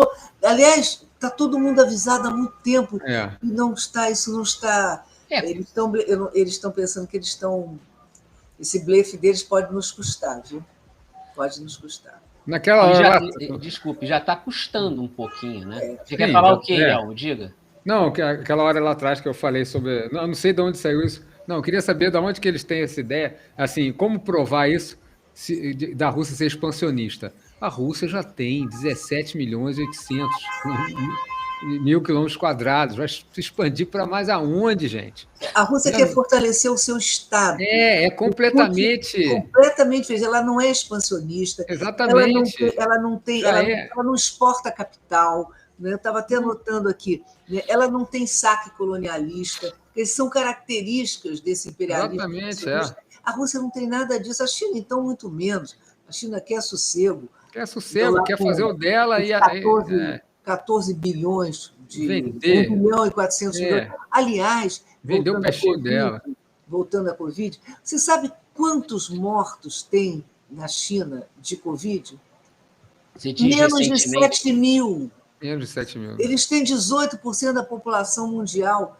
A gente tem 3% da população mundial. Olha, e mais de 11% mais de 11% dos mortos, Olha isso, gente. Graças ao objeto, né? Isso é muito sério. Eu sempre falo, vai perder... A questão da vida no Brasil, a questão do valor da vida no Brasil, a vida no Brasil foi banalizada. Isso entrou no senso comum. A vida no país não vale nada. Não é só por causa de pandemia. Isso é um processo que vem de antes. Né? E aí a gente pode botar isso realmente na conta dos militares, pode botar na conta das grandes corporações, pode botar na conta dos grandes detentores de terra. Matar no Brasil é esporte e, ao mesmo tempo, é hábito. Então, é isso. Matou uma pessoa ali, invadiram, mataram 25. Se matam 25 pessoas em Nova York, numa chacina, para o país. Meu Deus, acabou, agora, o governo cai. Maluco, não o Estado. Porque se o Estado invade um lugar onde moram pessoas e mata 25, aí, meu amigo, cai o governo. Cai o governo mesmo. Agora, entrou um maluco e matou 19 pessoas numa escola, já foi uma comoção. Agora, aqui no Brasil, o Estado foi lá, entrou num lugar onde moravam pessoas. Tinha criminoso lá, mas matou 25, tá tudo bem. Foi uma vez? Não, é só a 15ª vez em 10 anos. Num país, né, que tem o IDH muito forte, alto, como a Europa tem, mas que se mata 5, 10 vezes mais do que na Europa. Porque, alegando a primeira emenda da Constituição, eles estão no tempo do faroeste ainda, precisa de uma arma para se defender, que acaba virando arma de ataque, porque o problema é esse, não é arma para defender. Quem é que precisa de um fuzil para se defender dentro de casa? Você nem consegue virar, tecnicamente falando, né? pegar um fuzil e se virar para defender de alguém. Quando você virar, você já tomou uma na cabeça e acabou. Né? Uma cultura também que foi muito assim, exacerbada nesse governo e disparou o número de licenças de arma e tudo, esse negócio do CAC, né? Que é caçador, atirador e colecionador, né? Sim. Tem um camarada no rádio aí que sempre fala, que eu ouço sempre, ele fala assim, caçador de quê? De gente? Caçador de gente. Só se for de gente.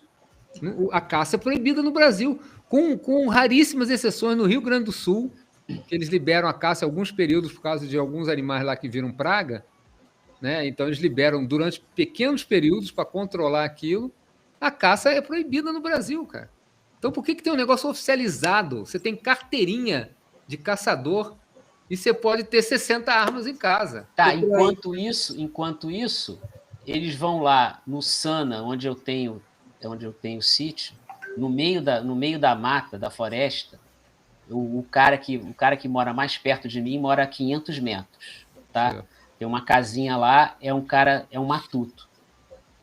Vai a polícia na casa do matuto, que fica a 3 quilômetros do centro do Sana, por trilha, não chega carro, invade a casa do cara e toma a única arma dele.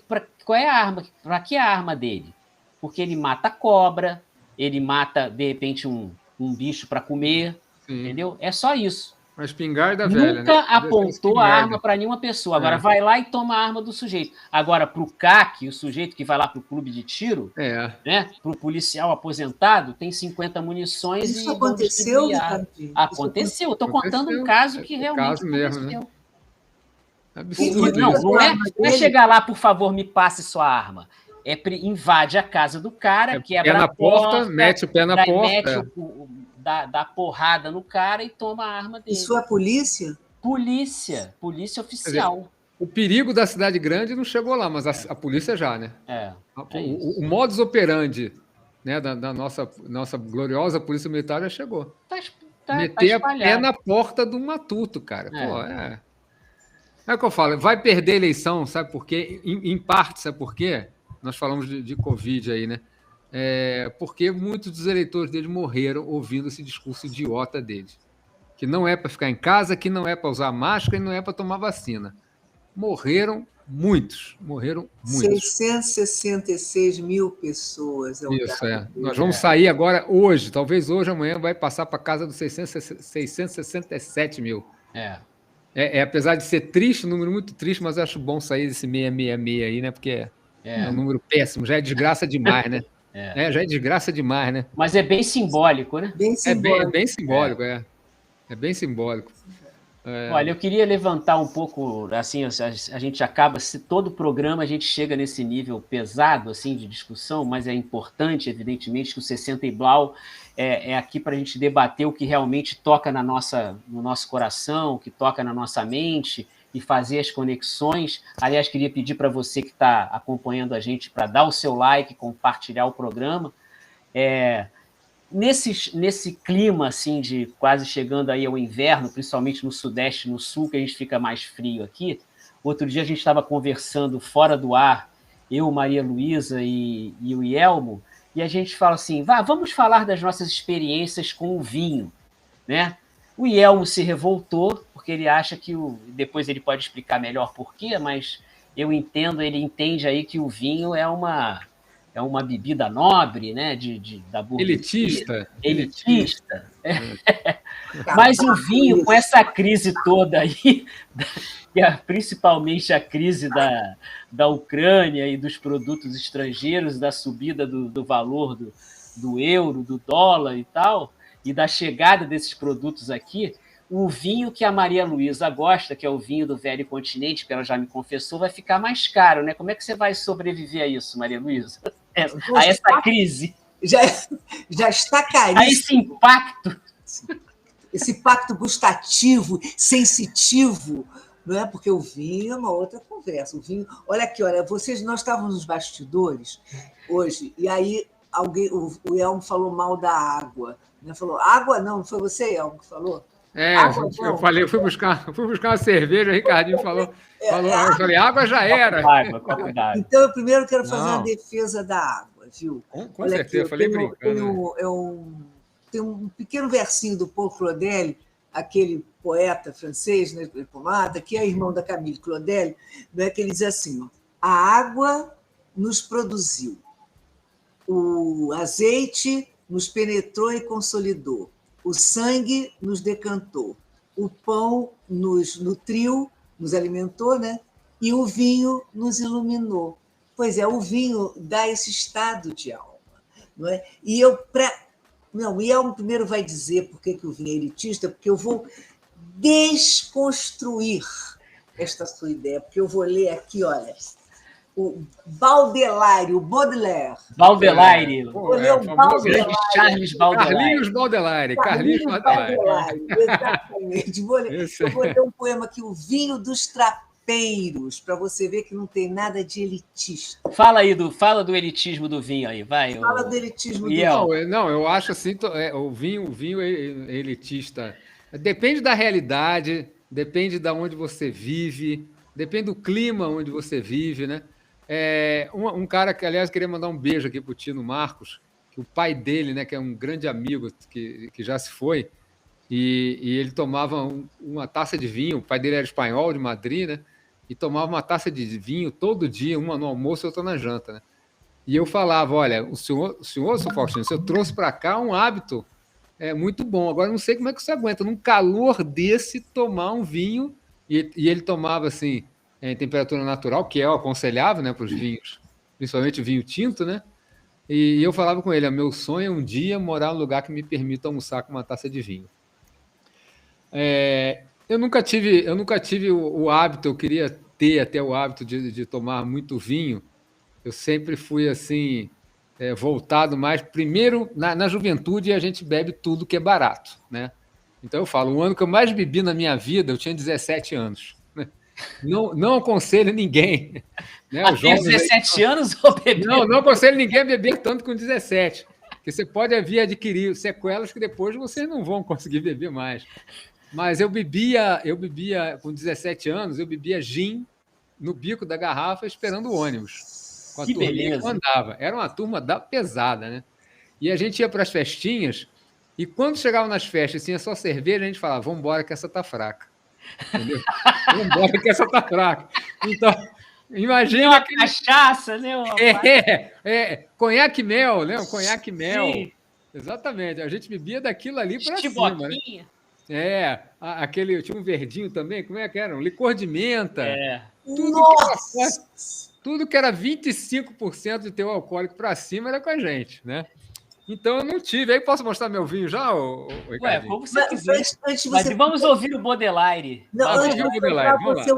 Você já tomou Dreyer? Conhaque Dreyer, bebi, claro. Conhaque Dreyer. Primeira vez na minha vida que eu achei que meu cérebro tinha descolado mesmo. Conhaque de gengibre. Minha caixa tinha descolado do cérebro. Fiquei com um gap assim de uns 2 dedos assim, aqui dentro. Que loucura aquilo, né? O licor de menta também era de lascar. E a chiboquinha? Chiboquinha? O que era chiboquinha? Também é tipo com mel. Assim, é uma cachaçinha com mel. Tinha o rabo de galo também, né? Rabo de galo. Você sabe que os gregos, quando trouxeram para a Península Itálica o vinho, foram os gregos que levaram o vinho para a Europa, eles botavam mel, botavam amêndoa para poder conservar o vinho, né? Conservar, né?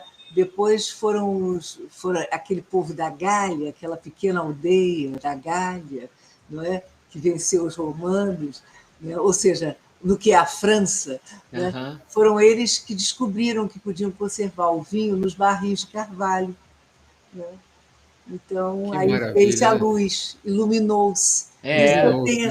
Por isso que tem esse monte de poeta aqui. E é engraçado isso, porque o vinho surgiu, ele é mais antigo do que a escrita. Egito! Né? Então, nem se escrevia. E os caras que primeiro produziram vinho eram de locais que você pode dizer que são considerados quentes, ali do Oriente Médio.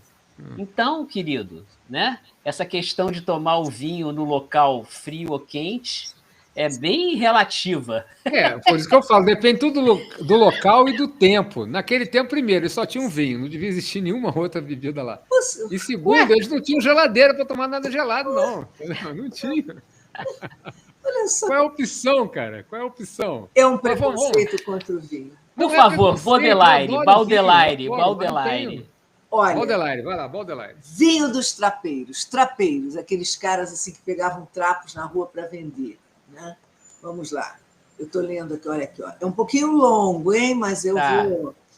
Muitas vezes, à luz de um lampião sonolento, do qual a chama e o vidro estavam sob o vento, no antigo arrabalde, informe labirinto, onde fervilha o povo anônimo e indistinto, vê-se um trapeiro cambaleante, a fronte inquieta, rente às paredes a esgueirar-se como um poeta, e alheio aos guardas e alcaguetes mais abjetos, abrir seu coração em gloriosos projetos. Vejam que coisa linda. É aquela história do no vinho a verdade, em vinho velho. Em vinho velho. Eu nem falar essa frase. No vinho a verdade. Eu posso continuar lendo? Mais um trechinho aí. Claro, vou pedir até o Miguel para deixar a imagem de você que está linda. Olha aqui, aí eu vou pular um pedacinho assim. Aí vamos ver aqui. Deixa eu pegar esse pedacinho aqui. Ele vem. Assim, eu vou para o finalzinho. Assim é que, através da ingênua raça humana, o vinho, o esplêndido pactolo do ouro emana. Pela garganta do homem canta ele os seus feitos, e reina por seus dons, tal como os reis perfeitos. E para o ódio afogar e o ócio ir entretendo, desses malditos que em silêncio vão morrendo, em seu remorso Deus o sono havia criado, e o homem o vinho fez, do sol filho sagrado. Ai, que delícia! O vinho dos trapeiros, tá vendo? Vinho dos trapeiros, é isso. O vinho tem origem no povo, o vinho não tem nenhuma origem na burguesia. Isso é uma narrativa criada pelos vendedores de vinho. Isso. Na França, isso? Não, senhor. Criado principalmente nos países onde há uma diferença social muito grande, porque o vinho é trazido principalmente de fora, e aí só quem tem acesso a pagar pelas garrafas é a burguesia. Então cria-se esse discurso de que a burguesia é que tem que ser dona dessa bebida que é maravilhosa, quando, na verdade, a bebida maravilhosa ela foi criada pelo povo lá embaixo, entendeu? Lá na Europa, lá na Grécia, lá no Oriente Médio. Era o povo que bebia vinho, né? E era uma bebida assim, muito comum. Inclusive, bebida diária, cotidiana, né? Diária, cotidiana. Muito mais fácil de fazer do que a cerveja, por exemplo. Sim, sim. E foi um hábito que eu acho que, pelo menos no Brasil, aqui, pelo menos aqui onde eu vivo, no interior, e várias outras cidades, tudo, se perdeu. O vinho virou uma coisa fina, ocasiões especiais. O vinho, tanto que o vinho é dado de presente, né? A pessoa vai na casa eu mesmo, eu falo, a gente vai ficando velho, a gente só ganha pijama e vinho, né? Esse ano eu me revoltei, eu falei, não quero pijama, vinho pode trazer, agora pijama eu não quero. Eu quero livro e CD. CD tá difícil de achar, não tem problema. Traz CD usado, traz tudo. Posso contar a história de vinho aqui então, Ricardinho? Não, antes de você contar a história, vamos ver as verdades do vinho, que assim, as grandes benfeitorias que o vinho faz e que pouca gente percebe. Mostra aí, Miguel, pra gente. Em Vino Veritas.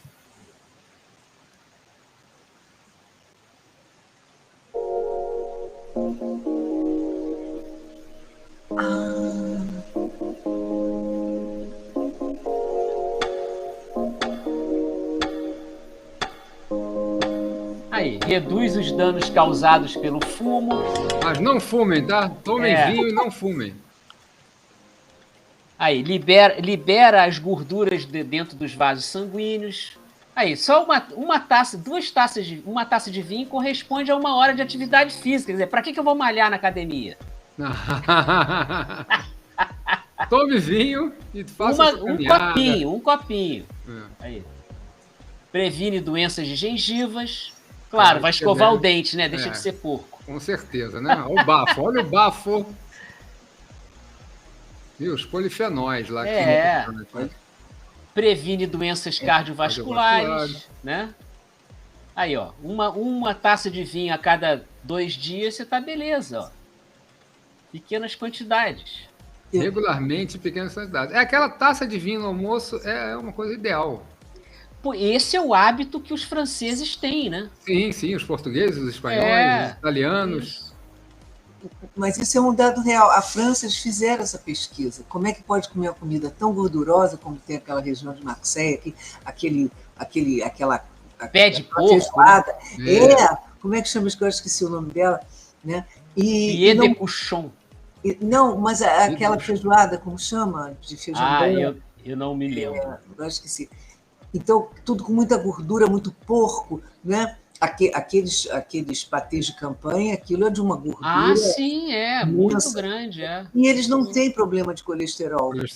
O vinho previne o Alzheimer. Nossa, eu vou ter que tomar muito vinho. Vou começar hoje. Não, porque eu tenho um caso, eu tenho assim, uma hereditariedade de Alzheimer na família. Sim. Problema do sono. Claro que você não vai ficar tomando uma garrafa de vinho antes de dormir, né? Mas... também, senão... Entendeu? É a taça, é a moderação. Moderação é o segredo de tudo, né? Mas, na verdade, não é só a moderação. Ele tem realmente propriedades curativas. Regula a pressão sanguínea. Se você... beba apenas uma taça, 250 ml. Não, que eu tô falando, com moderação, tome todo dia uma taça de vinho, não vai fazer mal. Como todo dia uma dose de uísque depois de comer, então, você reduz a pressão sanguínea. Os queijos, que são muito gordurosos, né? Você equilibra. Exatamente. Você equilibra. E essa é a verdadeira harmonização. Exatamente. O famoso queijos e vinhos, né? Gente, como é que chama aquela feijoada? Contém mais ferro. Claro. Né? Sim. Antioxidante, né? O que eu combato é o preço alto do vinho bom. Isso aí. Exatamente. Quando você tem que ir na Argentina para comprar, aqui talvez não dê para vocês verem, mas eu estou segurando um Malbec de 2011 Catena. É um vinho bonito, gostoso e tal. Embora a Maria Luísa não goste de vinhos do novo continente, ela tem problemas com o terroir. Só interromper um pouquinho aqui, senão eu vou perder a palavra. Seria cassoulet, Maria Luísa? Cassoulet, isso aí. Obrigada. Eu botei isso para botar na frente do corpo aqui, mas tudo bem. Agora dá para ver. Então, esse Catena aqui, na Argentina, gente, é 30 pesos. Sim. Entendeu?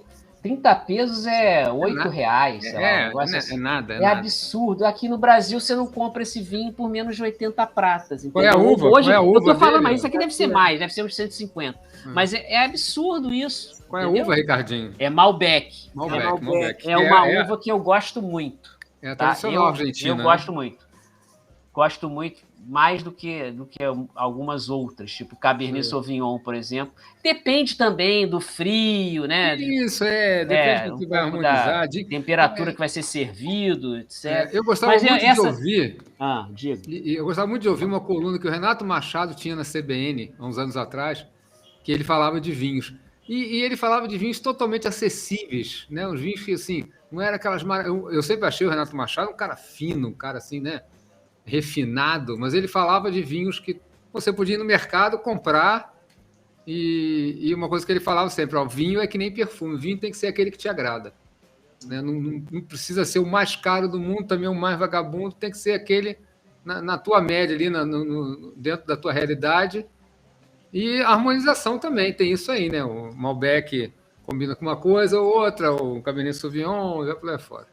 O Malbec é uma uva muito interessante, que ela é uma uva francesa. Ela se adaptou muito para aqui. Na Argentina, ela se deu muito bem na Argentina. Na região de Mendoza lá, né?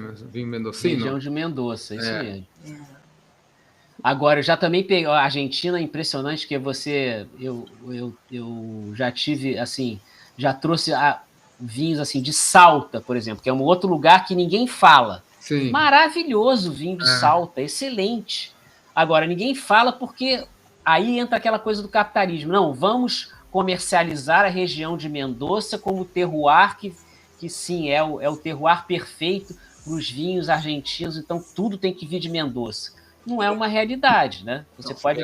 Tem vinhos brasileiros já, inclusive, muito bons sendo desenvolvidos lá no Rio Grande do Sul. Não são vinhos conhecidos. E para quem gosta de pesquisar, vale a pena você olhar e não são tão caros também, não. Jura, Ricardinho? Sim. Já provei alguns vinhos brasileiros muito bons mesmo. E alguns que já estão conhecidos lá fora, né? Estão ficando conhecidos lá fora e aqui não. Os brancos eu acho tudo bem no Brasil, agora os tintos eu não... Mas eu convido você a investigar um pouco mais. Tá, obrigada, eu vou investigar. Eu vou fazer uma pesquisa de leitura.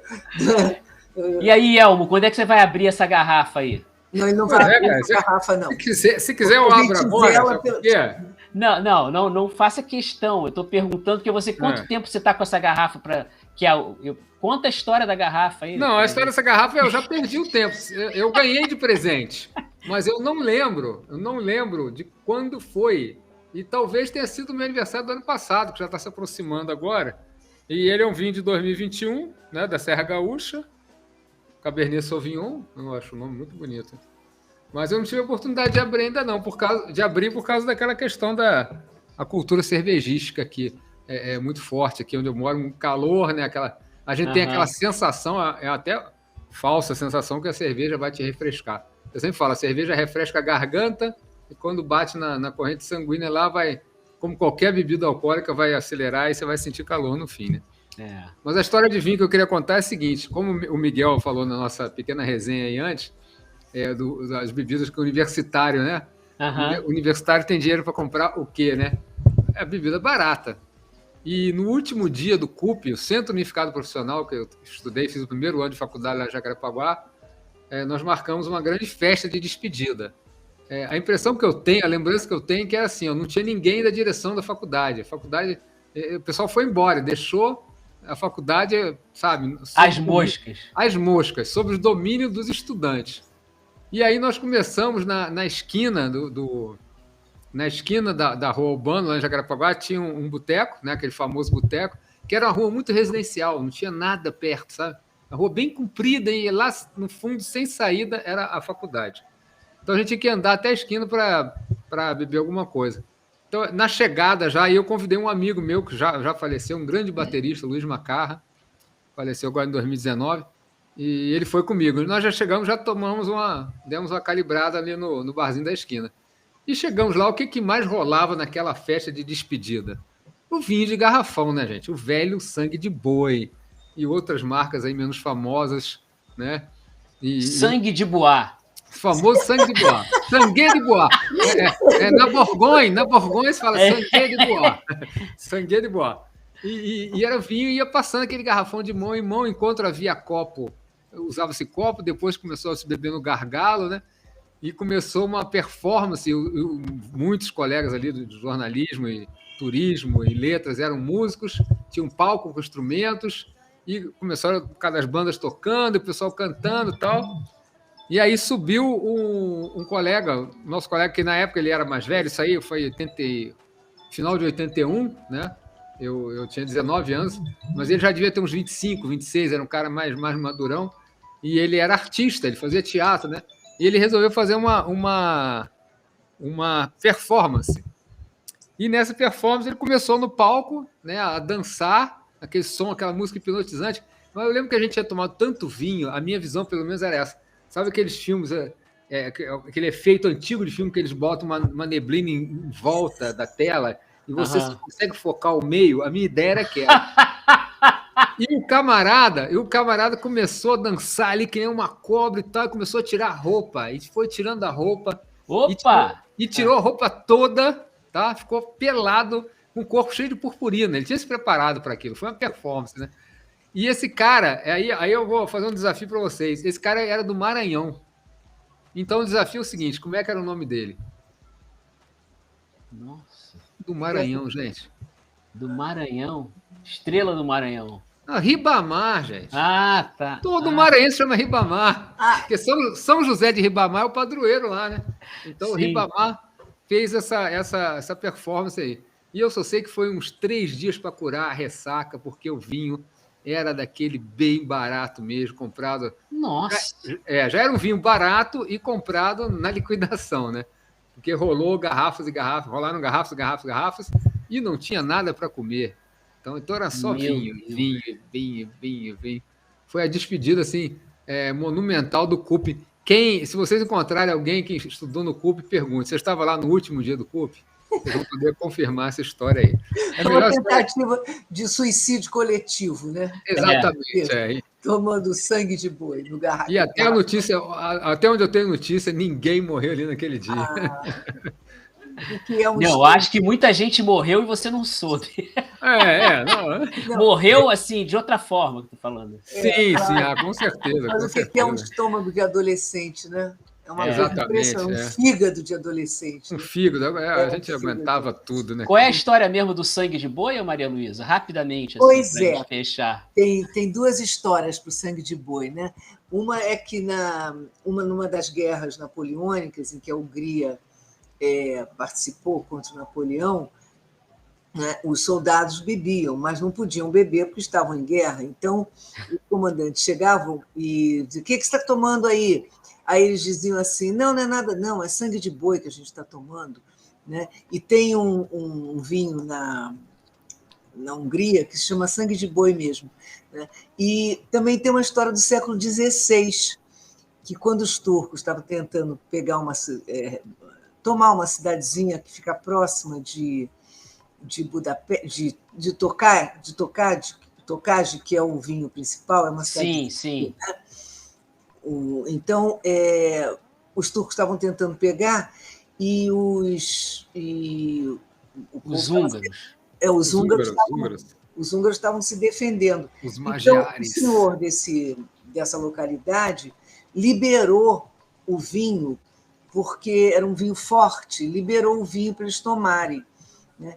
Então, quando os turcos viram, porque aqueles barbados, né, os húngaros, viram que tinha uma coisa vermelha aqui, e os húngaros reagiram, conseguiram, no século XVI, no início, expulsar os turcos. Quando eles viram, diziam assim: esse pessoal aí está com sangue ali. Aí os húngaros diziam: é sangue de boi que a gente está tomando para ficar forte, sangue de touro. Né? Então, tem esse... Daí que vem essa lenda do sangue de boi. E aí seguiu e chegou ao Brasil, incrível, né? O sangue de boi. E tem esse vinho lá, chamado sangue de boi. Sangue de boi, né? Não, mas é claro, a do Brasil chegou via Portugal, né? Porque os portugueses provavelmente deram o nome de algum vinho deles de sangue de boi. Sangue de boi. E quando vieram para cá, quem eram os primeiros a produzir vinho? Eram os índios? Na Hungria, nessa cidadezinha, que eu esqueci o nome agora, lá da Hungria, eles produzem até hoje esse vinho, né? Esse sangue de boi. E aí chegou no Brasil esse maravilha. De quem é que produziu o sangue de boi aqui no Brasil? Pois é, eu ia fazer essa pergunta. Talvez a Vinícola Aurora mesmo, que é a mais famosa, mais ainda a Vinícola Aurora. Será que não? Acho. Vou pesquisar. Pesquisaremos para trazer essa informação. Essa informação, porque aquilo era aquele garrafão imenso, né? Era tão difícil de carregar aquilo. Que antigamente era aquela coisinha em volta, era de vime, assistia uma palhazinha. Isso mesmo, de verdadeiro vime. Depois virou de plástico. Aí virou de plástico, aí acabou. A coisa foi realmente só piora. Só piorou. Só piora. Maria Luísa, a questão aí 2 questões linguísticas aí. Dizem que o húngaro é a língua mais difícil que tem para se falar no mundo. Olha, o Chico Buarque diz isso no livro dele. E aí eu queria saber como é que é o nome desse vinho em húngaro, você sabe? Bicaver. Mas os garçons, quando eles vão brincar com você, eles falam assim, blood, só que é zebu, né? Zebu, blood zebu. Blood zebu. Eles falam assim para você. Mas fala inglês, né? Para que não saia o húngaro diz que é complicadíssimo. O zebu, né? Em inglês. E já que você falou das guerras napoleônicas aí, carece assim de uma confirmação 100%, mas eu já ouvi isso de várias fontes, que a palavra bistrô, né? É isso mesmo. Sabe de onde veio bistrô? Rápido. Veio do russo. Veio, porque foram nas guerras napoleônicas. Era de bistra. Bistra. Chegavam nos restaurantes e diziam: olha, não sabia disso, rápido, não. que a gente... Vamos embora, rápido. Bistra. Bistra. É com a letra U, que é uma das mais difíceis. Aí os bistrôs franceses têm a origem, esse nome aí vem daí, porque eram fazer uma comida rápida. Exatamente. Tudo. E também quando eu estava comendo lá, o comandante chegava, Bistra, vambora. Vamos lá muito não. Ficaram os bistrôs onde comiam. Bom, é muita dica cultural aqui no 60 e Blau. Olha, vocês me surpreendem. Eu vou te contar, isso aqui é uma aula, né? Não é não. Eu quero até dizer, já que nós estamos falando, que esse livro aqui do Baudelaire, ele é da Nova Fronteira, ele foi traduzido pelo Ivan Junqueira. Nosso parceiro. Ivan Junqueira, não foi Ivan Proença, Ivan Junqueira, que era da Academia Brasileira de Letras, e que era cunhado do nosso presidente da BI, Otávio Costa. Ivan foi casado. A Cecília Costa, irmã do Otávio, é viúva do Ivan Junqueira. Então, esse livro foi traduzido pelo Ivan, que tem até a dedicatória 89 aqui. Que lindo. Legal. Muito legal. É um belíssimo livro. Já é uma dica para Baudelaire, já é uma dica. Você tem alguma, Elmo? Ou é só abrir a garrafa? Não, eu tenho aqui uma dica gastronômica. Ó, você tá vendo essa garrafinha aqui? Ó? Meu Deus. Isso aqui é um limoncello. Limoncello. Isso é bom. De uma casa de massas maravilhosa em Buenos Aires. Quem foi a Buenos Aires? Chama La Parolaccia. La Parolaccia La Parolaccia. É uma casa, assim, tem 2 ou 3, é uma pequena rede, né? Mas que tem uma massa muito honesta, e mais honesta que a massa deles assim, a credibilidade que eles têm em você. Eu estive lá em 2016 para comemorar o meu aniversário. E nós fomos assim, era um fim de semana corrido, viajar na sexta, passar o sábado, domingo, e segunda já de madrugada vir embora. Porque todo mundo trabalhando, eram 2 casais, e desses 2 casais, só um que era aposentado. Os outros todos trabalhavam. E nós tivemos um problema de ida, porque estava havendo uma greve na Argentina não de aeronautas, mas de aeroviários, que é o pessoal de terra, né? E aí eles não podiam fazer o despacho dos voos, nem a chegada. Então nós ficamos presos no galeão, lá esperando, o voo atrasou. E eu disse, puxa vida, a gente já tem pouco tempo e ainda está perdendo o tempo do passeio lá com essa greve, né? Mas eu sempre apoiando greve difícil, greve injusta, né? Falei, não, eles têm os motivos deles. O pessoal xingando, eu falava, não, eles devem ter os motivos deles. Aí, quando chegamos lá, no dia que eu cheguei, que era o dia realmente do meu aniversário, nós fomos lá numa casa de carnes, lá no Porto Madeiro, comemos aquele negócio total. No outro dia, fomos na Parolaccia, e eu percebi que algumas mesas tinham um balãozinho. Tinha uma garrafa como essa, amarrada um balãozinho. E aí eu perguntei para o garçom, né, com o meu castelhano porteño, que é muito bueno, perguntei para ele, né, e ele falou, não, aquilo ali é as mesas que tem aniversariante. Eu falei, olha, eu vou ser sincero, eu vim aqui ontem, mas por causa da greve, nós não conseguimos chegar. O cara só falou assim, pois não. Veio, trouxe o balão, a garrafa, as 4 taças de espumante, um bolinho com velhinha, cantaram parabéns italiano para mim, que é a casa italiana, né? Não pediram um documento, não contestaram nada. Quer dizer, ainda acreditam, né, na honestidade, na palavra de uma pessoa, né? É verdade. Então essa é a minha dica aí. Beleza. Parolaccia. Então, eu adoro limoncello, gosto muito.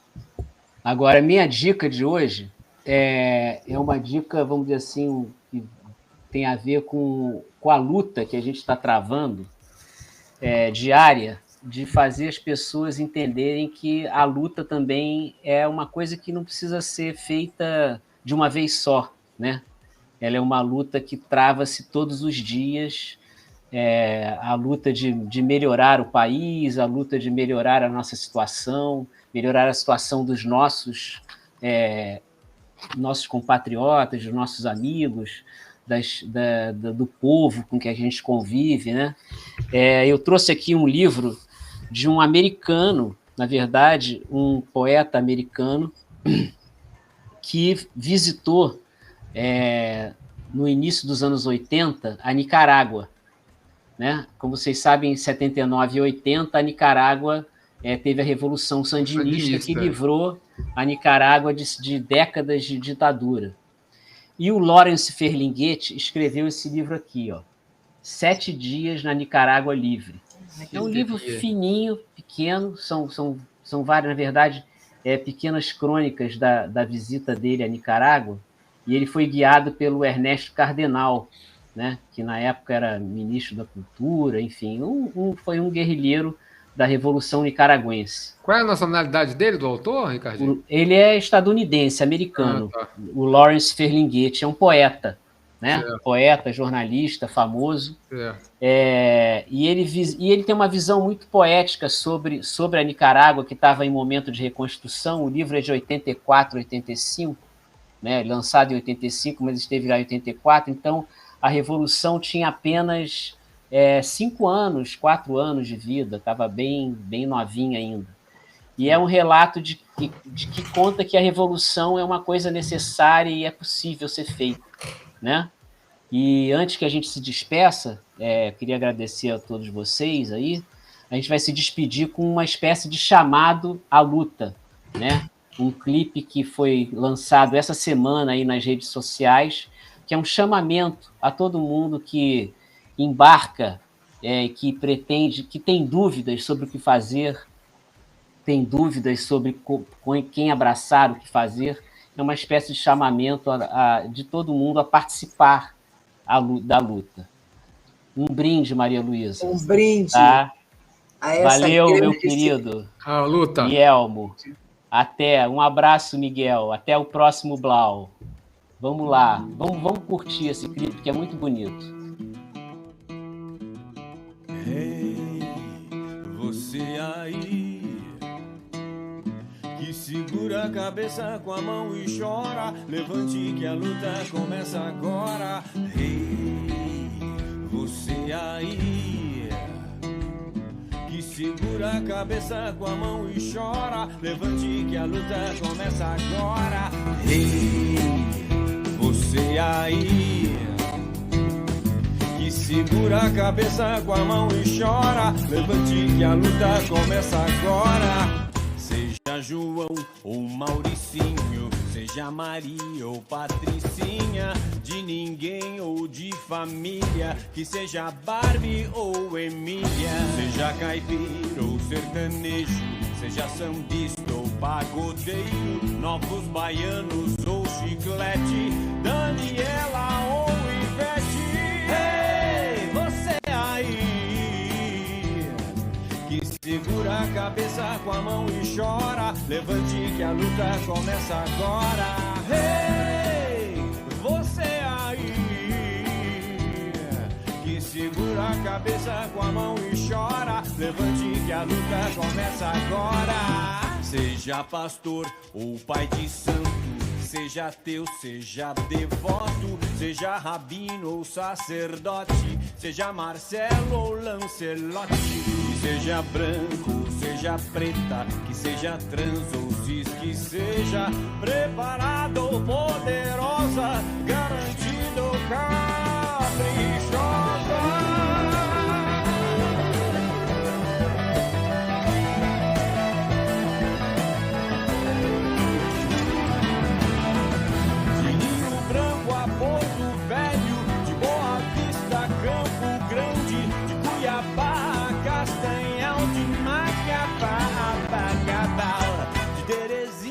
Fortaleza, de Natal a João Pessoa, de Recife a Macaé, de Uruguaiana a Lagoas, de Sergipe a Valadares, de Londrina a Linhares, de Lages a todos os cantos e a São José dos Campos.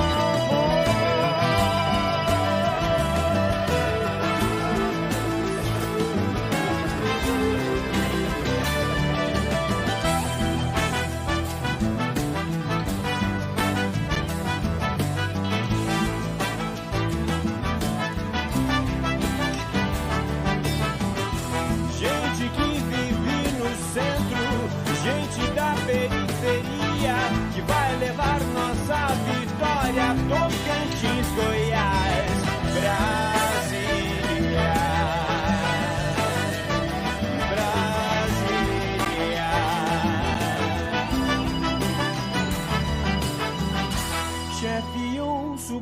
discriminado, pobre ou remediado.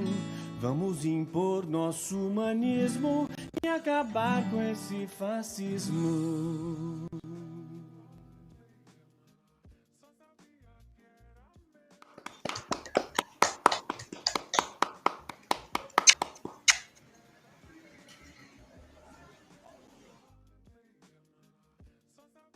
Yeah.